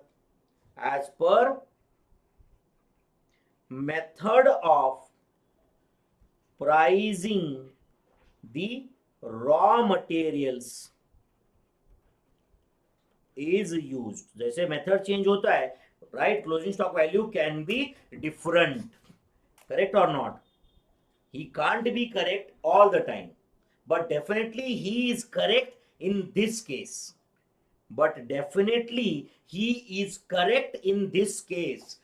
इस case में वो 100% correct है. Are you understanding my friends?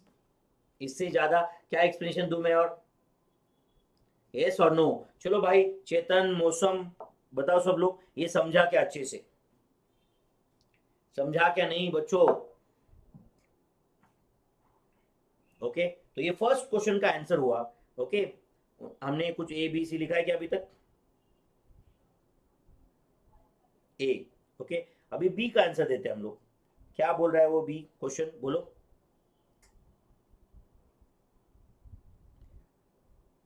When and why would you recommend LIFO method for pricing the material issues? When and why we should use LIFO? अब सुनो बच्चों ध्यान से, please यहाँ पे अच्छे से ध्यान देना बच्चों. ओके, इमेजिन करो कि लेट्स से 10th जनवरी को हमने 200 यूनिट बाय किए एट अ रेट ऑफ 1200. समझो हमने 20th जनवरी को लेट्स से 500 यूनिट बाय किए एट अ रेट ऑफ 4000. हमने 22nd जनवरी को मान लो 1000 यूनिट्स बाय किए eight a rate of 12, that is 12000. मैंने मान लो 23rd जनवरी को लेट्स से 2000 यूनिट्स बाय किए eight a rate of 14, that is 28000.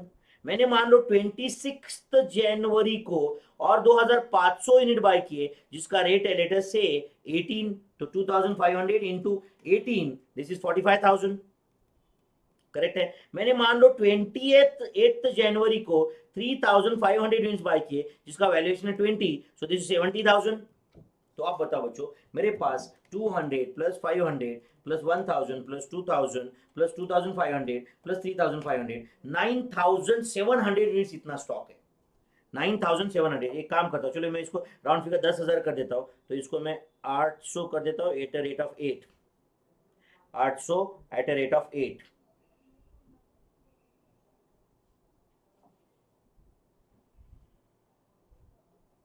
आठ 800 यूनिट से मान लो at a rate of 8, it is 6400. तो टोटल मेरे पास बच्चों is 1000 plus 1000 plus 2000 plus 6000. Total मेरे पास 10,000 यूनिट्स का क्वांटिटी है. अब मुझे बताओ, ये आप मुझे प्लीज कमेंट में बता दो, ये प्राइसेस देखते हुए whether there is increasing price trend और decreasing price trend. whether there is increasing price trend or decreasing price trend, आप मुझे प्लीज कमेंट में बता दो बच्चों, whether there is increasing price trend or decreasing price trend. आप comment में बोलने के पहले मैं आगे नहीं जाऊंगा, बता दो whether there is increasing price trend or decreasing price trend. Yes, increasing price trend or decreasing price trend, बोलो.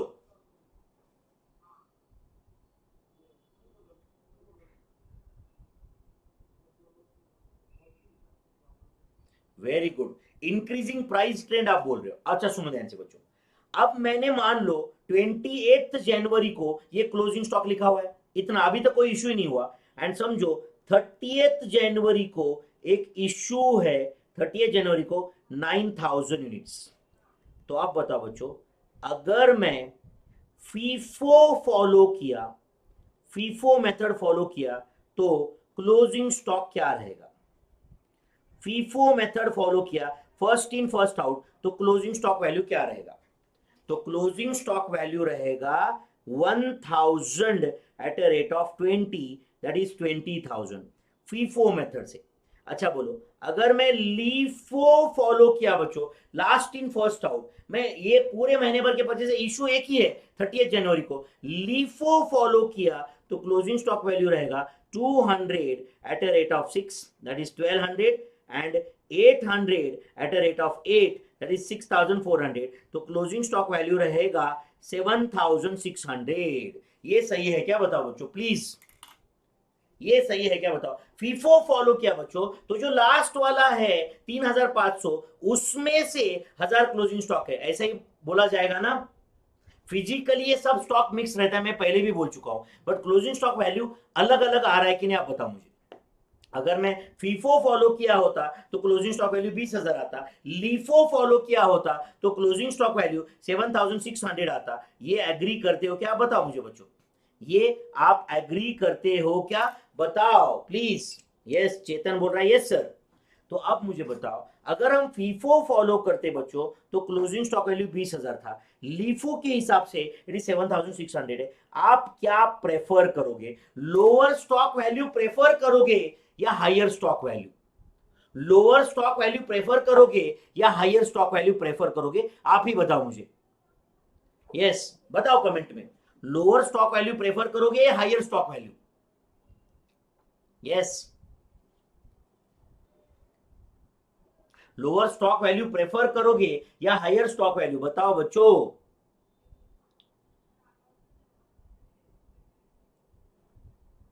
Obviously lower stock value prefer करेंगे। ओके, लोअर स्टॉक वैल्यू, सीधी सी बात है मेरे भाई, स्टॉक वैल्यू लोअर रखा तो ही बेटर होता है, as per the concept of prudence.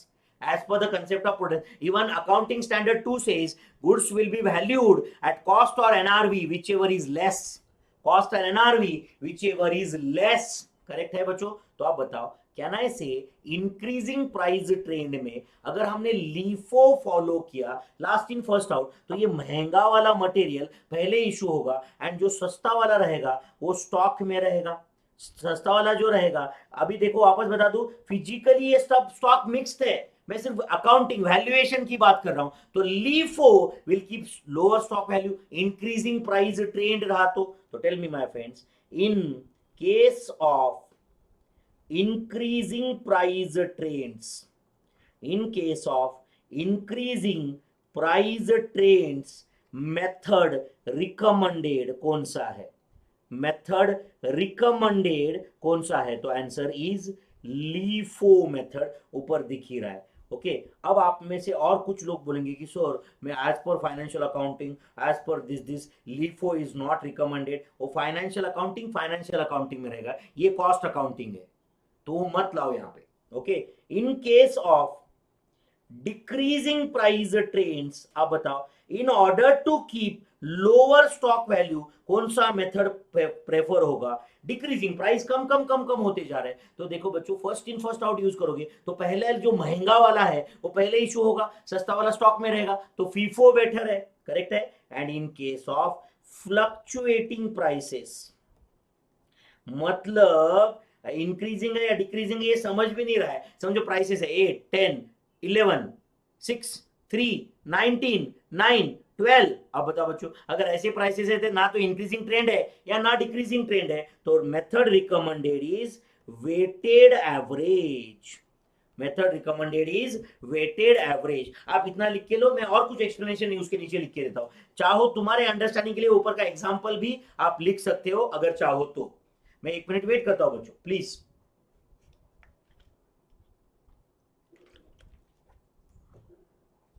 ये जो एग्जांपल अगर आप लिख रहे हो तो आपके नॉलेज के लिए सिर्फ। यस बच्चों,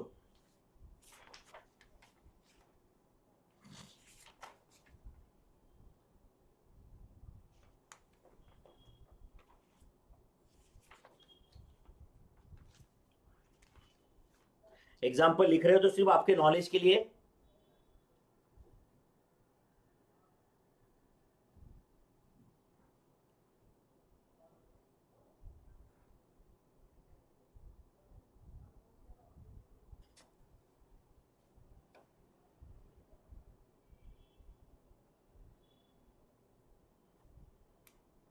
लिखा बच्चों यहां तक?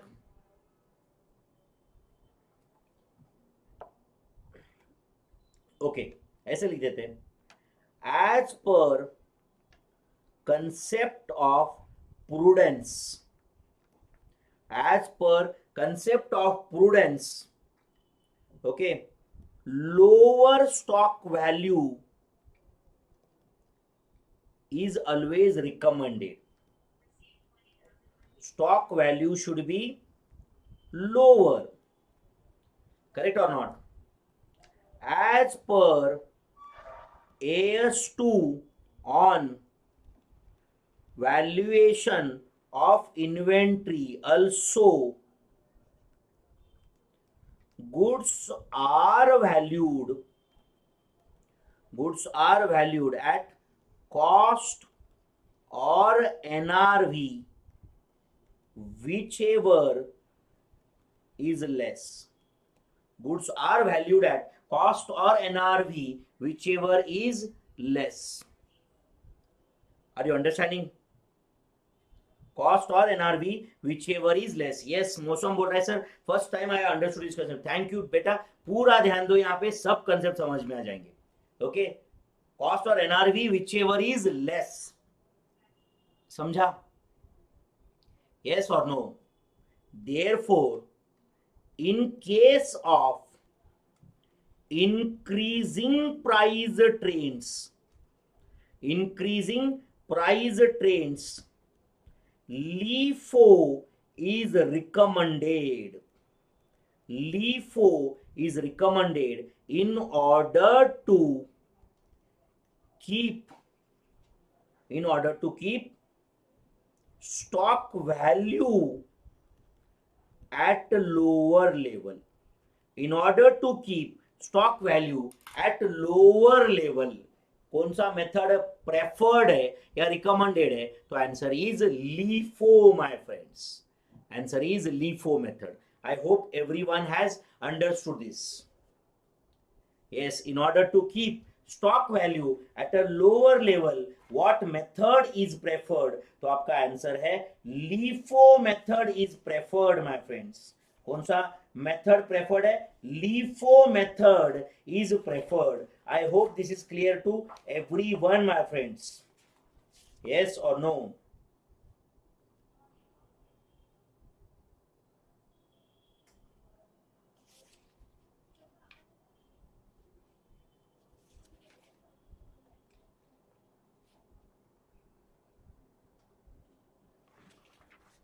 चलो, यहां तक समझा बच्चों? प्लीज सबको समझा क्या, बता दो। Yes my friends, very good. तो अगर यहां तक समझा है बच्चों, तो कल हम और इंटरेस्टिंग कंसेप्ट सीखेंगे। कल हम economic order quantity, inventory management cost, ये कंसेप्ट पढ़ने वाले। ओके, इन्वेंट्री मैनेजमेंट को कल का भी लेक्चर पूरा मटेरियल्स पे ही होगा। फिर और मैं कुछ कॉस्ट शीट के, आपने कुछ लोगों ने कल मुझे डाउट पूछा था कि सर कॉस्ट शीट की स्टडी मटेरियल में और कुछ क्वेश्चन डाले उन्होंने, वो मैंने भी पीडीएफ में इंसर्ट किए है ना भाई, वो भी हम सॉल्व करेंगे। ठीक है, ये पूरा, ये कोई ऐसे में चैप्टर वाइज नहीं, हम लोग ये पूरे बैच में all questions we are going to solve, all questions we are going to solve my friends. चलेगा? तो चलो माय फ्रेंड्स, यहां तक अगर समझा है तो we can stop here for the day. चलो, आज वैसे 2 घंटे का ही बैच हो रहा है अपना, करेक्ट है? कुछ बहुत ज्यादा मैंने आपको बोर नहीं किया, ऐसे मैं मानता हूं। चलो, एक बार कमेंट में मुझे सब लोग बता दो बच्चों, आज जो भी हमने पढ़ा उसमें क्लैरिटी है क्या? जो क्वेश्चन हमने आज सॉल्व किए उसको आप टिक मार्क करके रख देना बच्चों, प्लीज टिक मार्क करके रख देना। तो tomorrow see you at 11 o'clock for booster revision lecture number 5, for booster revision lecture number 5। एक बार कमेंट में yes sir, yes sir, yes sir, yes, thank you very much बच्चों। कल मिलते हैं in lecture number 5 of booster revision. Thank you very much बच्चों, thank you very much. Yes, see you tomorrow.